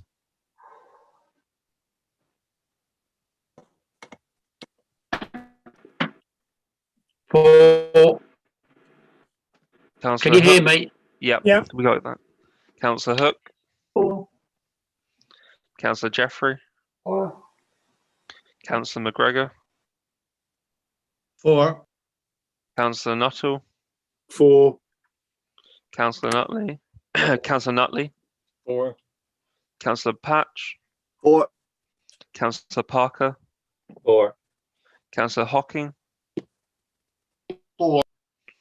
Councillor Goodman Bradbury. For. And Councillor Haynes. for. That's unanimous, Chair. Thank you. So we can move on to the next item, which is the public speaking at planning committee meetings. Members are familiar with the current arrangement with 3 minutes for a general application, but 5 minutes for a major. As you can see on the table under 219, it gives the number of objectors and that we have and the time that they're permitted to speak. And Roz has kindly given us some other neighbouring examples to look at there. Personally, I'm content with what we currently do in comparison to others. I see that East Devon does have more objectors able to speak, although only for 3 minutes on major applications. Are there any views that members wish to express? Councillor Hook. Thank you. Yeah, in all my time on planning committee, I've never been concerned about the fact that there are only 2 speakers on majors, which I think was what this was largely about. And it's reassuring to see that other councils are approximately the same. So, yeah, I mean, all of us would want to be absolutely sure we're hearing the public voice as much as possible, whenever possible. But if you look at the example this morning with the orangery and the views we had expressed by email, a huge number, which, we've got there to read and absorb, which is almost better than hearing it on the day. But, on the day as well, great, but we have multiple opportunities as well as looking ourselves at the planning portal and the comments people are making, which, we should do if it's a major application anyway. I certainly do. So I'm happy with 2, but, equally, I wouldn't object to say 3 speakers on a major, 3 speakers for 4 minutes each.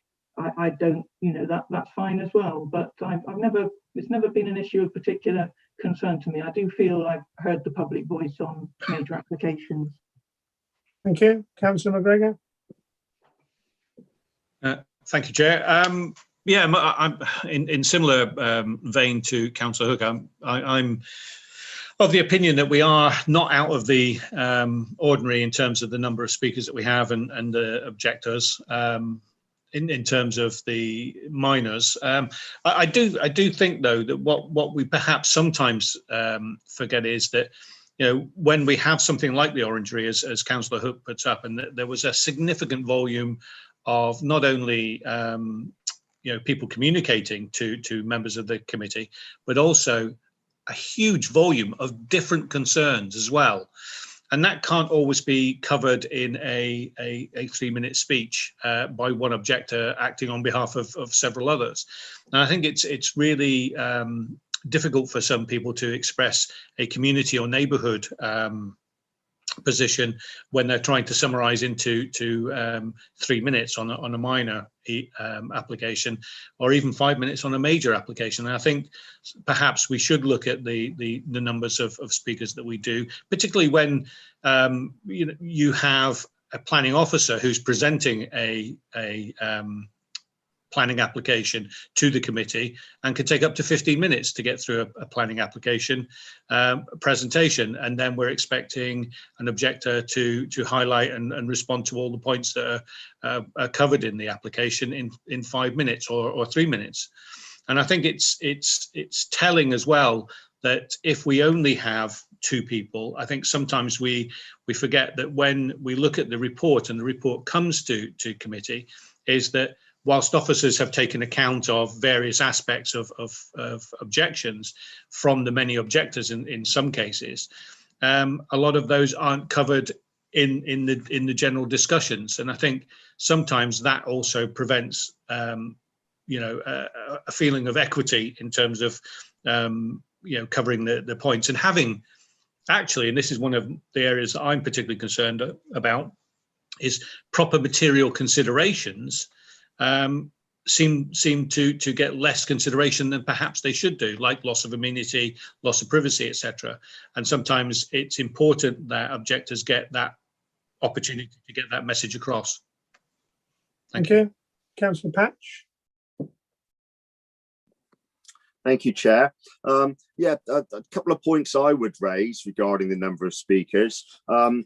There may well be an issue in limiting the speakers, particularly for major applications, in the sense that if there were 2, 3, 4, 5 important or potentially important contributors, several of them are going to be denied the opportunity to speak. And this might well be the case, as in fact happened with the Langford Bridge application, which stimulated this piece of work by the PAS, that you might have a local sort of bodies such as parish councils or residents groups who are not initially able to speak because the places have been allocated to other speakers.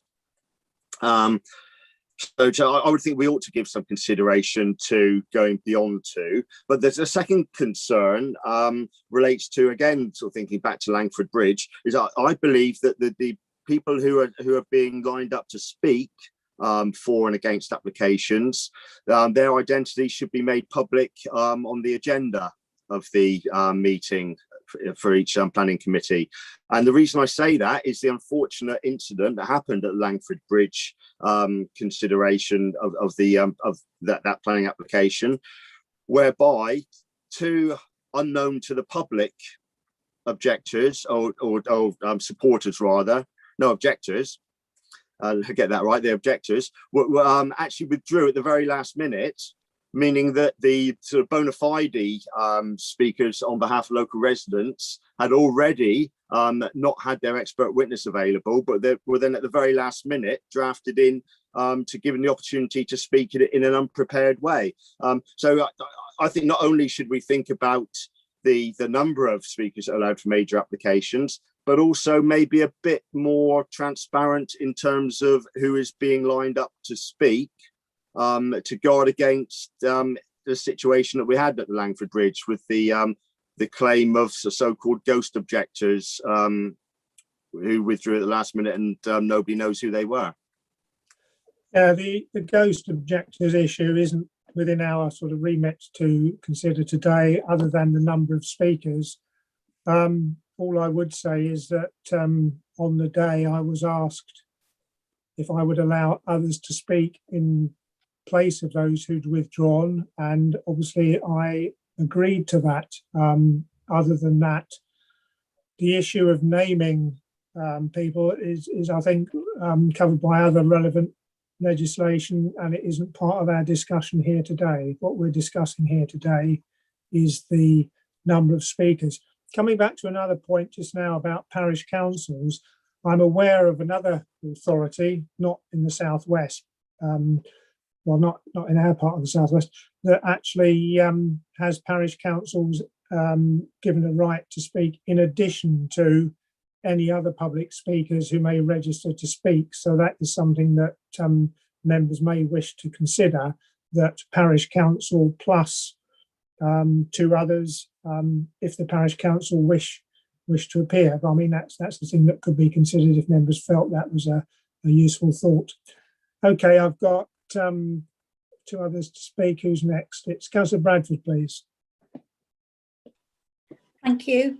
I get confused with all this speaking thing, you know, whether you can speak, whether you can't, whether, you know, who can speak. So would the council allocate an objector speaking slot to somebody who had not objected to a specific application? The way that it works is published on the agenda that any members of the public wishing to speak have to apply to the committee section before a cut-off time, registering their request to speak at committee. That's how the system works. Somebody from the committee section or legal would perhaps best be advised on any questions that they're asked. I don't know that, but I don't know if anyone wishes to speak on that. Is there an officer there that can answer that? Chris, are you able to, or is it somebody else that actually? Yeah, I can speak. I can speak on this. We take public speakers. They email us up to 2 working days before the meeting, requesting to speak at the committee. After this, we usually hold a test meeting with them to make sure that they're okay with using Zoom. Obviously, this doesn't apply to the application that we're talking about today, or that inspired the PAS report. But at the moment, the way it works is that we accept up to 2 public speakers for each side of a major application, and they speak for 5 minutes, all of them. Or we accept 1 public speaker for each side of a non-major application, and they get 3 minutes to speak. Although we also do try to balance out the time in order to allow people, so if there's an imbalance of speaker numbers, we try to make sure that people get the same amount of time to speak. Okay. Yeah, thank you. What if they hadn't objected to that application beforehand? It doesn't matter. You don't check that? Yeah, there's no cross-checking process at the moment to see whether or not anybody has objected already. The way that people find out that something is going to committee, though, would either be through happening across it on our website, or more likely that they've made a representation on the application and so have had some correspondence from us that's alerted them to the fact that the application is going to be considered by committee. But no, we don't undertake that cross-checking exercise. You know, no more than we check whether or not the parish council has taken up its opportunity to comment if they were choosing to speak, or other parties. You know, the officer's report summarises all of the representations received. All of the representations received are available on our website, so they are all taken into account in the balanced analysis that's presented by officers. But no, we don't go through, and we don't have the resources really to go through and check whether another person has specifically already made an objection in relation to any given application before we register them to be able to speak on that particular application at committee. Would you allocate an objector speaking slot to a person that didn't live in Teambridge?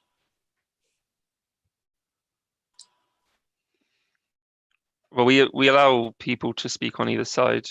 Obviously, we have planning consultants and coming to speak, so Yes, it but wouldn't normally. if you had an So- objector that didn't live in Team Bridge and wanted to speak, would you put them in and allow them to speak if they lived outside of the district? A Yeah. lay person I'm talking about. I think if there isn't a specific policy in place on that, this is something that we could recommend that the council looks at in terms of where somebody who's applying to speak, where they are resident. I mean, that's a thing to be considered. I don't think we can get a clear answer on that out of Chris at the moment, because he may not always have been doing that. Janet, is there anything else you wanted to say? Sorry, Councillor Bradford. No, but I'd like an answer sometime. Yeah, I don't know if we have an answer, but I think I've taken it up as a point that has to be considered, that should be considered when any decisions are made on changes to the procedure for this. Okay. Chair, if I may, Trish. just to say there's no criteria as to where people, the objectors or supporters can be anybody. There's no criteria that they have to be resident or they have to be the applicant or the objector. We take them as they phone and register their interest. Okay, well, there's no criteria on that. We can take that forward as a recommendation if members are so minded that the criteria of speaker is considered, particularly in view of the ghost speaker that we had previously. That was the subject of part of this, the reason for this report. Okay, I've got Councillor Nutley next, please. Well, thank you, Chair. Yes, I mean, I think our officers present very good reports to us, and also I think our website for further information is on that. I obviously sit on the Dartmoor National Park Authority planning, which all 19 members in actual fact take part in that. And I know we don't wish to extend meetings to go on and on. And you did mention about parish and town councils representing. On the Dartmoor National Park, we do have, besides objectors and the applicants, we do have people come from their parish councils and town councils to actually speak. Another thing we do as well, and which I don't think we've ever done on Teambridge, we do allow, once the objectors have spoken or the applicant have spoken, we do, the chairman then allows members to ask that particular objector or the applicant various questions. Now, we probably don't want to go down that way because, as I say, it extends, but it may be a thought of doing that. It then gives the, councillors and the planning committee the chance to kind of air some other views that they may have, and obviously ask the objector why they're objecting against certain things. But that's just the points that we do on the Dartmoor National Park, Chair. Thank you. Councillor Hook next, please. Thank you. I was going to talk about your suggestion for allowing the parish council to speak in addition to any public speakers you had. And it sort of sounds a good idea, but I would just have a few caveats. I mean, obviously a lot of district councillors are already parish or town councillors and presumably would put forward the view of the parish or town, although not necessarily, because they might speak as an individual, and that's where the danger comes. So if you did have a parish or town rep speak, you'd have to be certain that they were speaking on behalf and with the collective view that had already been established of their parish or town, rather than coming to speak as another individual necessarily, because then you could argue that you should just have another public speaker. But with that caveat, I think it probably sounds like a good idea. I was going to speak on the last point that was made about where an objector lives. The danger with that is, of course, a group of residents, for example, that were objecting to an application or supporting, might want to ask a representative of a particular organisation. I'm just sort of thinking maybe an expert in historic buildings or an expert on bats or whatever it might be, to come and speak on behalf of that group. And I think this has happened before. For example, I think Wilbur Residents Group have asked, for example, fact experts to come and speak on behalf of their opinion on an application. So that, you know, you wouldn't want to limit those people speaking. Presumably, you want to very much hear their opinion as experts on a topic. So that I don't believe we should do that. I don't believe we should be asking why someone has chosen to speak. There's no evidence I'm aware of that says that the public speakers we've had to come to speak were there for any other than the reason that they wished to either object or support that application in question. So those would be my comments. You know, in terms of what we could recommend from now on, I mean, I don't object to having 3 speakers. You could have 3 speakers at 4 minutes and then an additional parish councillor rep as long as they summarise the collective opinions of a parish opinion. Yeah, those are 2 things. Thank you. Councillor Patch. Thank you, Chair. Just recalling the process set out for allocating speaker slots, as I believe it set out, is that if there are more than 2 wanting to speak on a major application, then those objectors are encouraged to agree amongst themselves who might best speak at the meeting. There's obviously a problem here. If in the case of the ghost objectors, there are people who put their names forward but don't wish to be identified to other people as to who they are. Obviously, they would be identified when they come to speak, but then if they decide to withdraw at the last minute before they're speaking, then they're not identified. So I would hope that we can have a recommendation that people putting them forward to speak as objectors, or indeed in support of an application, actually agree to having themselves publicly identified as to who they are, which they will have to do when they speak in any case, unless we agree to people speaking behind balaclavas or in a blacked out screen. Just on the subject of the ghost objectors at the Langford Bridge application and the manoeuvring which prevented a proper representation by the residents group.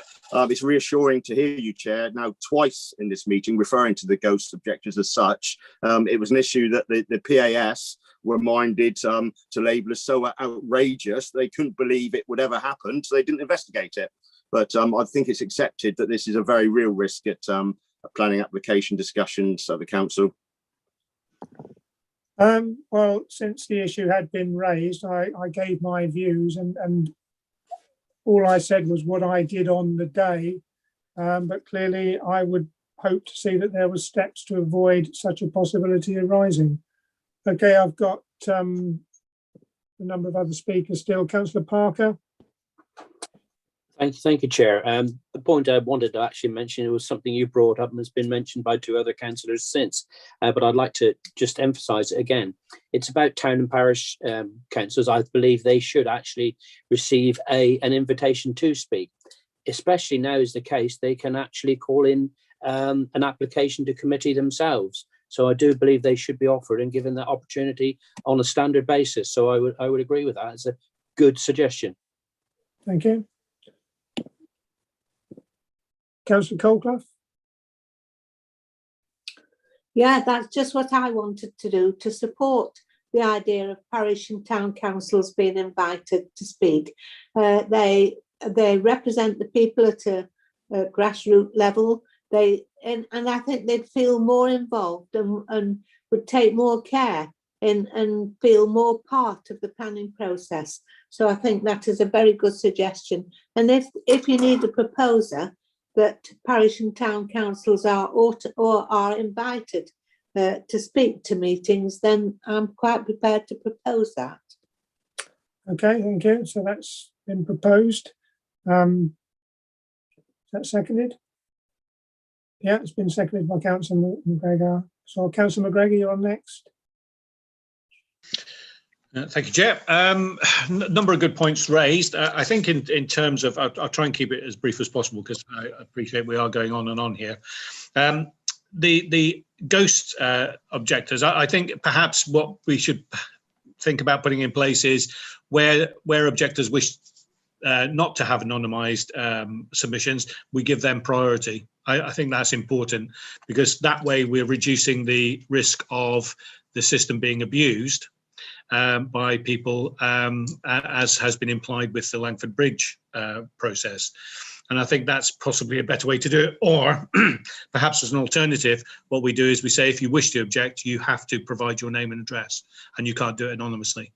Because I think it's important that we have an open and transparent system, and we don't allow ourselves to be dragged down into the kind of mudslinging that occurred over the Langford Bridge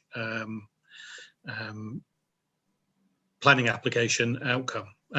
So in that respect, I'm also, in terms of the parish and town councils, wherever possible, the invitation to speak to the parish and town councils should be to their planning committee members, as opposed to their general committee, planning committee, who has already considered it and drawn conclusions and clarified their thought processes around the planning application. In terms of the speaking time and the number of speakers, I think sometimes we forget that our officers are apparently duty bound to help applicants wherever possible. So an applicant is already getting an opportunity to sell I think you made this point earlier in your previous on this point. So, but what I was this is coming back to a point made by Democratic Services about trying to balance out the amount of time speaking, is that they already have an element of balance through two application presentations, as opposed to the objection presentations, which are different. So it was just to raise that point as a point worth noting, I think. Thank you. Thank you, Councillor Bullivant. Thank you. 2 quick points.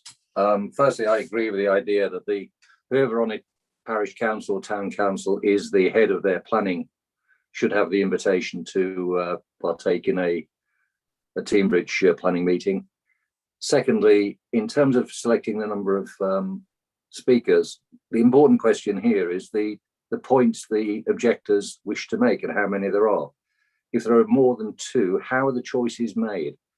What is the framework around which makes that? I appreciate that a general discussion can take place to see if there's a commonality of argument that can be put by one person. However, in many applications, there's diverse views.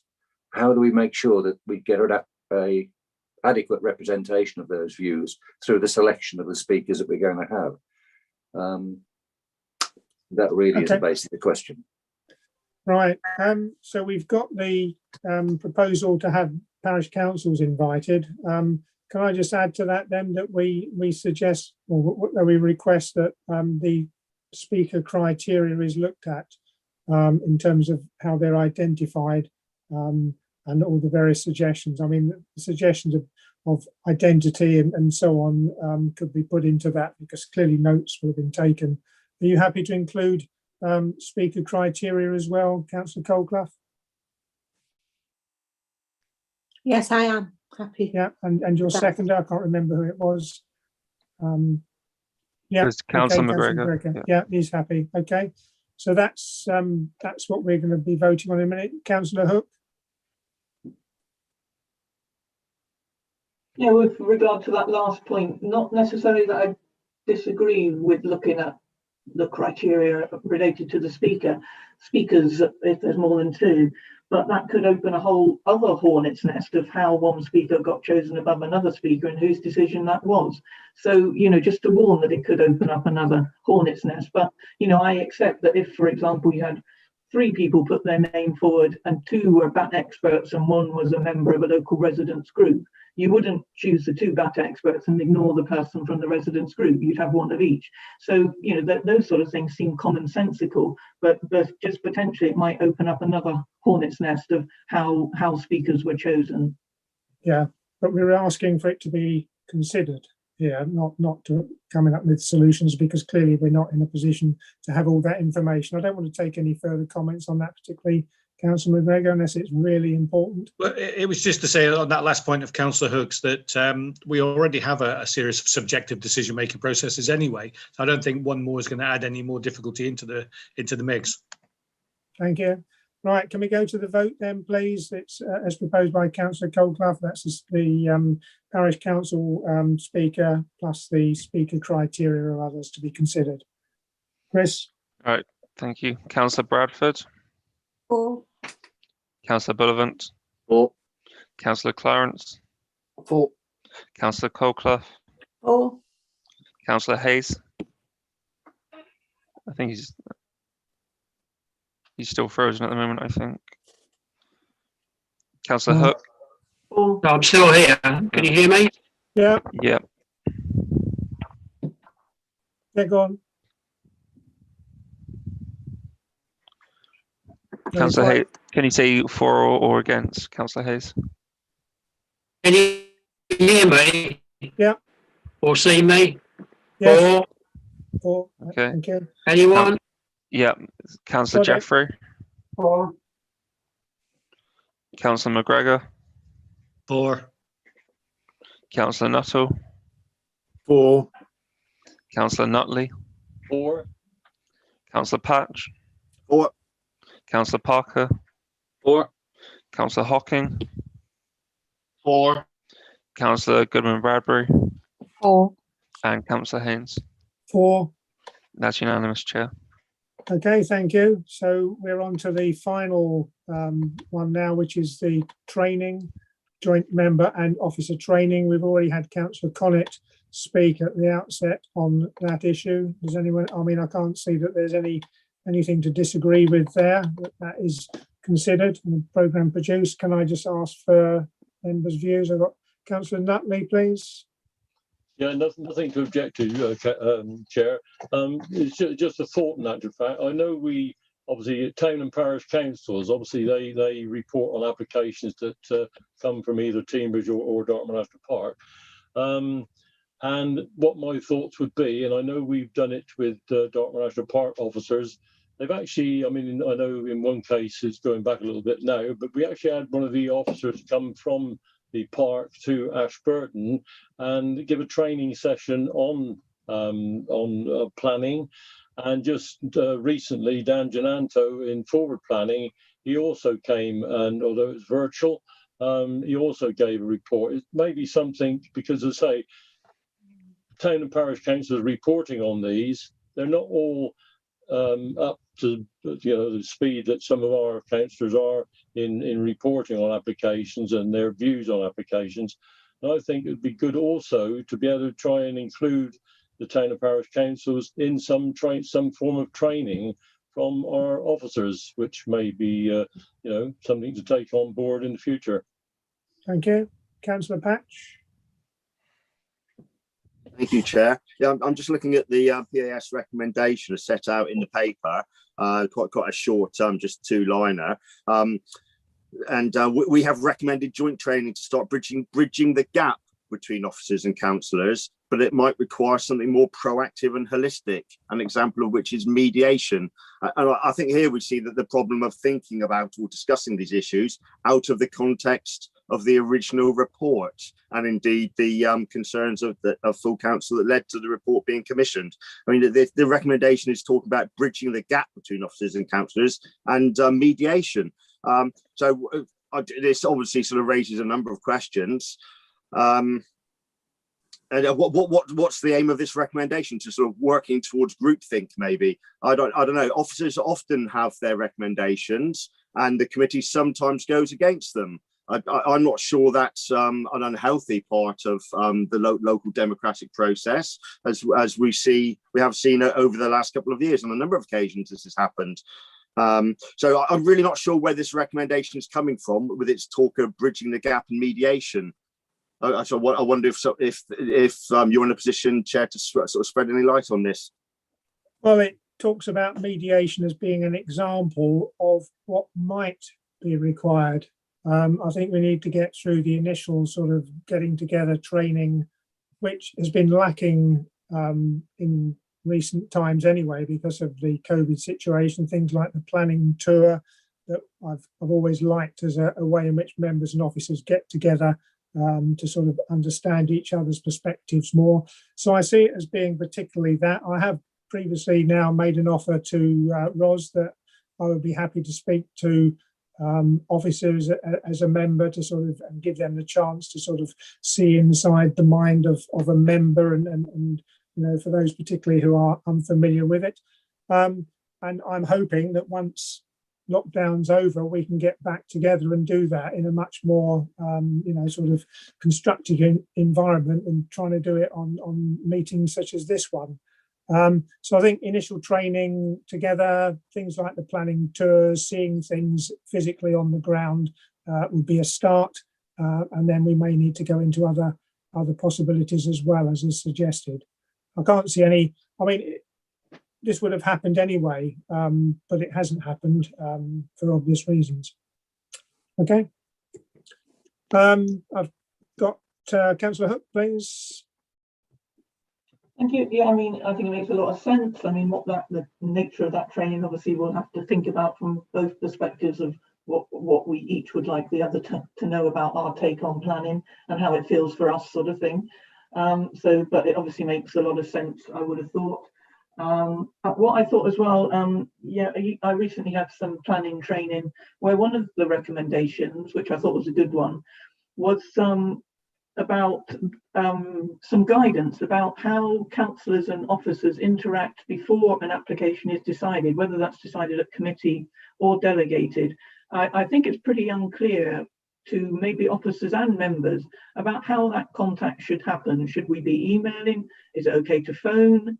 Are we free to discuss it in any way we can? I found out the other day that we actually shouldn't be asking for or suggesting a particular decision is made. That's not within our remit. But some simple guidance like that would be really useful. We were told a while back at some training that if you were planning to speak against an officer recommendation at committee, you should really be discussing that with them beforehand. And so, for example, if you're going to recommend refusal, you could discuss the reasons with them. And I've tried to do that, and I think that does make sense. It doesn't always feel comfortable, I suppose, because you think you're possibly giving them a heads up on the way you're going. But it does make a lot of sense, and that's about that team approach, isn't it? To get in the best decision for the people of Teambridge in a way. So it's understanding that different approach, and some guidance on that, I think, would be really useful. Thank you. Councillor McGregor. Thank you. I was just going to add in, I think training is great. The more training we get, the better. I think, but it would also be helpful for training to be extended to parishes and towns as well, to help them with their determination of planning applications, to enable them to make better decisions, whether to call in or to recommend. So I think that would be helpful. Perhaps a champion, one in clusters. So Teignmouth Town Council would recommend somebody from within their group, and then they would put that out to Dawlish, Bishop Stainton, and elsewhere. So have it in clusters, so it's not every single town and parish council coming in, but certainly training extended outwards as well. Thank you. Yeah, I think the planning cafe format that the local plan was using in the days when people could be invited into Ford House was a very useful way of getting engagement with the parish councils at that time. And I think that could be extended once we get into planning, into training. Okay, I think, nobody's sort of against training as a concept. It's just a case of, sort of getting it moved forward and, sort of asking for a programme of training to be brought forward that we can agree to. Councillor Batch. Yes, Chair. Thank you for your previous answer. I just wanted to raise this issue once more, of this issue of bridging the gap between officers and councillors, sort of in the context of maybe there are concerns sort of perhaps at a senior level within Teambridge that planning committee members need to be brought into line somehow. And I think it's healthy to have disagreements between the views of officers on a particular recommendation and the view that this committee might take. Yeah, I wouldn't see it as bringing members into line. I would simply see it as making sure that members were fully aware of their responsibilities under the planning legislation.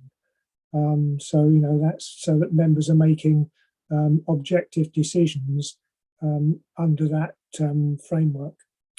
Okay, so I would suggest that we just ask here that that Ros produces a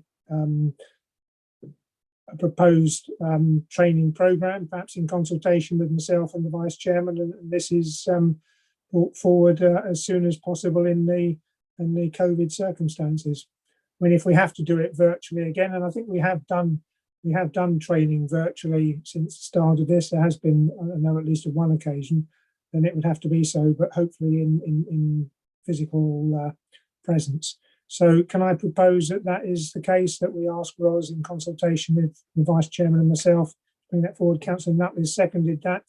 We better have a vote on this one as well, please. So Chris, please.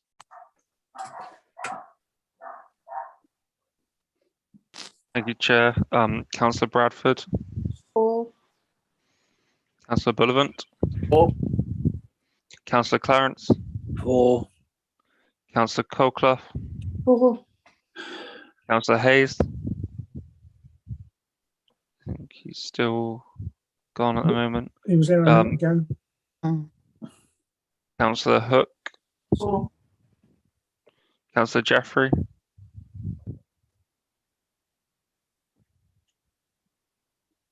No. Councillor McGregor. For. I notice Councillor Hayes is back as well. Yeah. Okay. Councillor Hayes, can you speak at the moment? No, the picture's frozen. No. Okay. Yeah, I can. I'll come back. Okay. Can you hear me? Still? Yeah. Yeah. 4. Okay. That's 4. Okay. Yeah.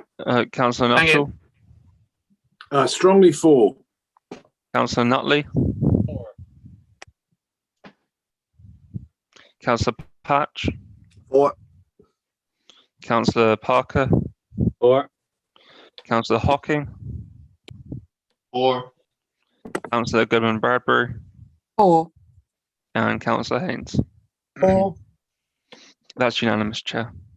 Thank you. So that concludes the items that we were giving our views on, so those can be taken forward. Thank you for that.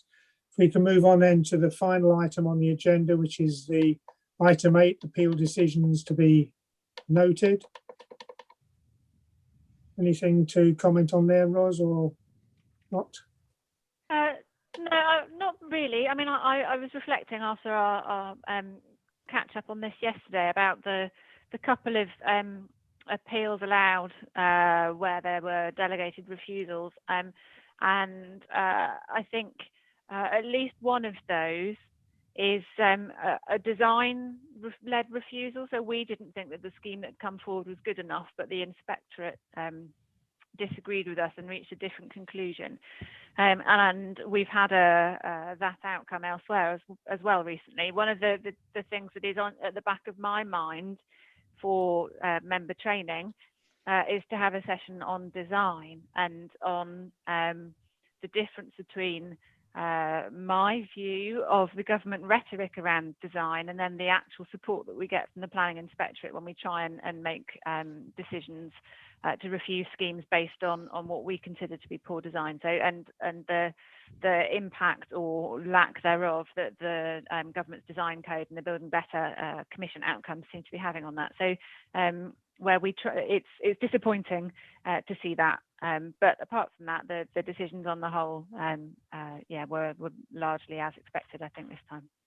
Yeah, obviously there is a lot on design on the government's agenda at the moment. I think the new head of planning at Ministry of Housing, etc., is from a design background, so that's an interesting thing to watch it develop. Councillor McGregor. Thank you, Chair. It was just to note that there was a couple of non-determinations in there. I haven't looked at whether they were approved or not, but it was just to query. I noticed that there's a few on the planning portal that are beyond their time for decision as well, and I just wanted to know whether that was down to resource within the department, new staff coming in, bright, shiny new planning officers, maybe not quite getting up to speed yet, that sort of thing. So really to kind of try and understand on the non-determination side. Was it a simple answer to that? Well, it is relatively. It was covered in the presentation that Councillor Taylor gave to Overview and Scrutiny 2 last week. So those slides, I think, came out to all members afterwards in the members' newsletter. But we have had an element of a perfect storm this year with a turnover of staff, the impact in general of COVID on the workforce, including some staff absent, illnesses and sickness. We have also, as a consequence of the way that COVID impacted on the property market, had a change in the pattern of applications that have come in, and this is something that's being seen by our neighbours as well. Where we would normally get roughly 20 or 25 applications through the door a week, we've had several weeks where we've had 40 applications coming through the door. So there's been a real shift in the way that the work's been coming in. So we have extremely high workloads at the moment, and the team are working incredibly hard to get through the workload. But we do have a backlog that is quite high at the moment. We are working really hard to try and get that down. But as a consequence of that, some of our customers are exercising their right to submit non-determination appeals. So they then have the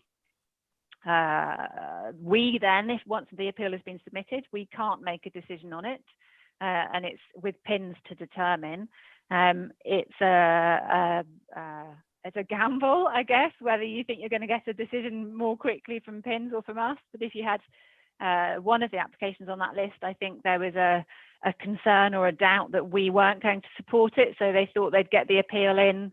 There was no point in waiting until we'd finished making our decision. That's the one in the north of the district, the business use one. So there are complex reasons, multifaceted reasons why we have a lot of work and a backlog at the moment, which is leading to an increase in non-determination appeals. Okay, thank you. Right, well, that then concludes today's meeting. Thank you all very much for your attendance, and I look forward to seeing you all soon. So that's it. Feel free to log off. Thank you, Chair. Right. Thank you, Mike. Cheers, Cheerio, Mike. everyone. Thanks. Thank you, Mike.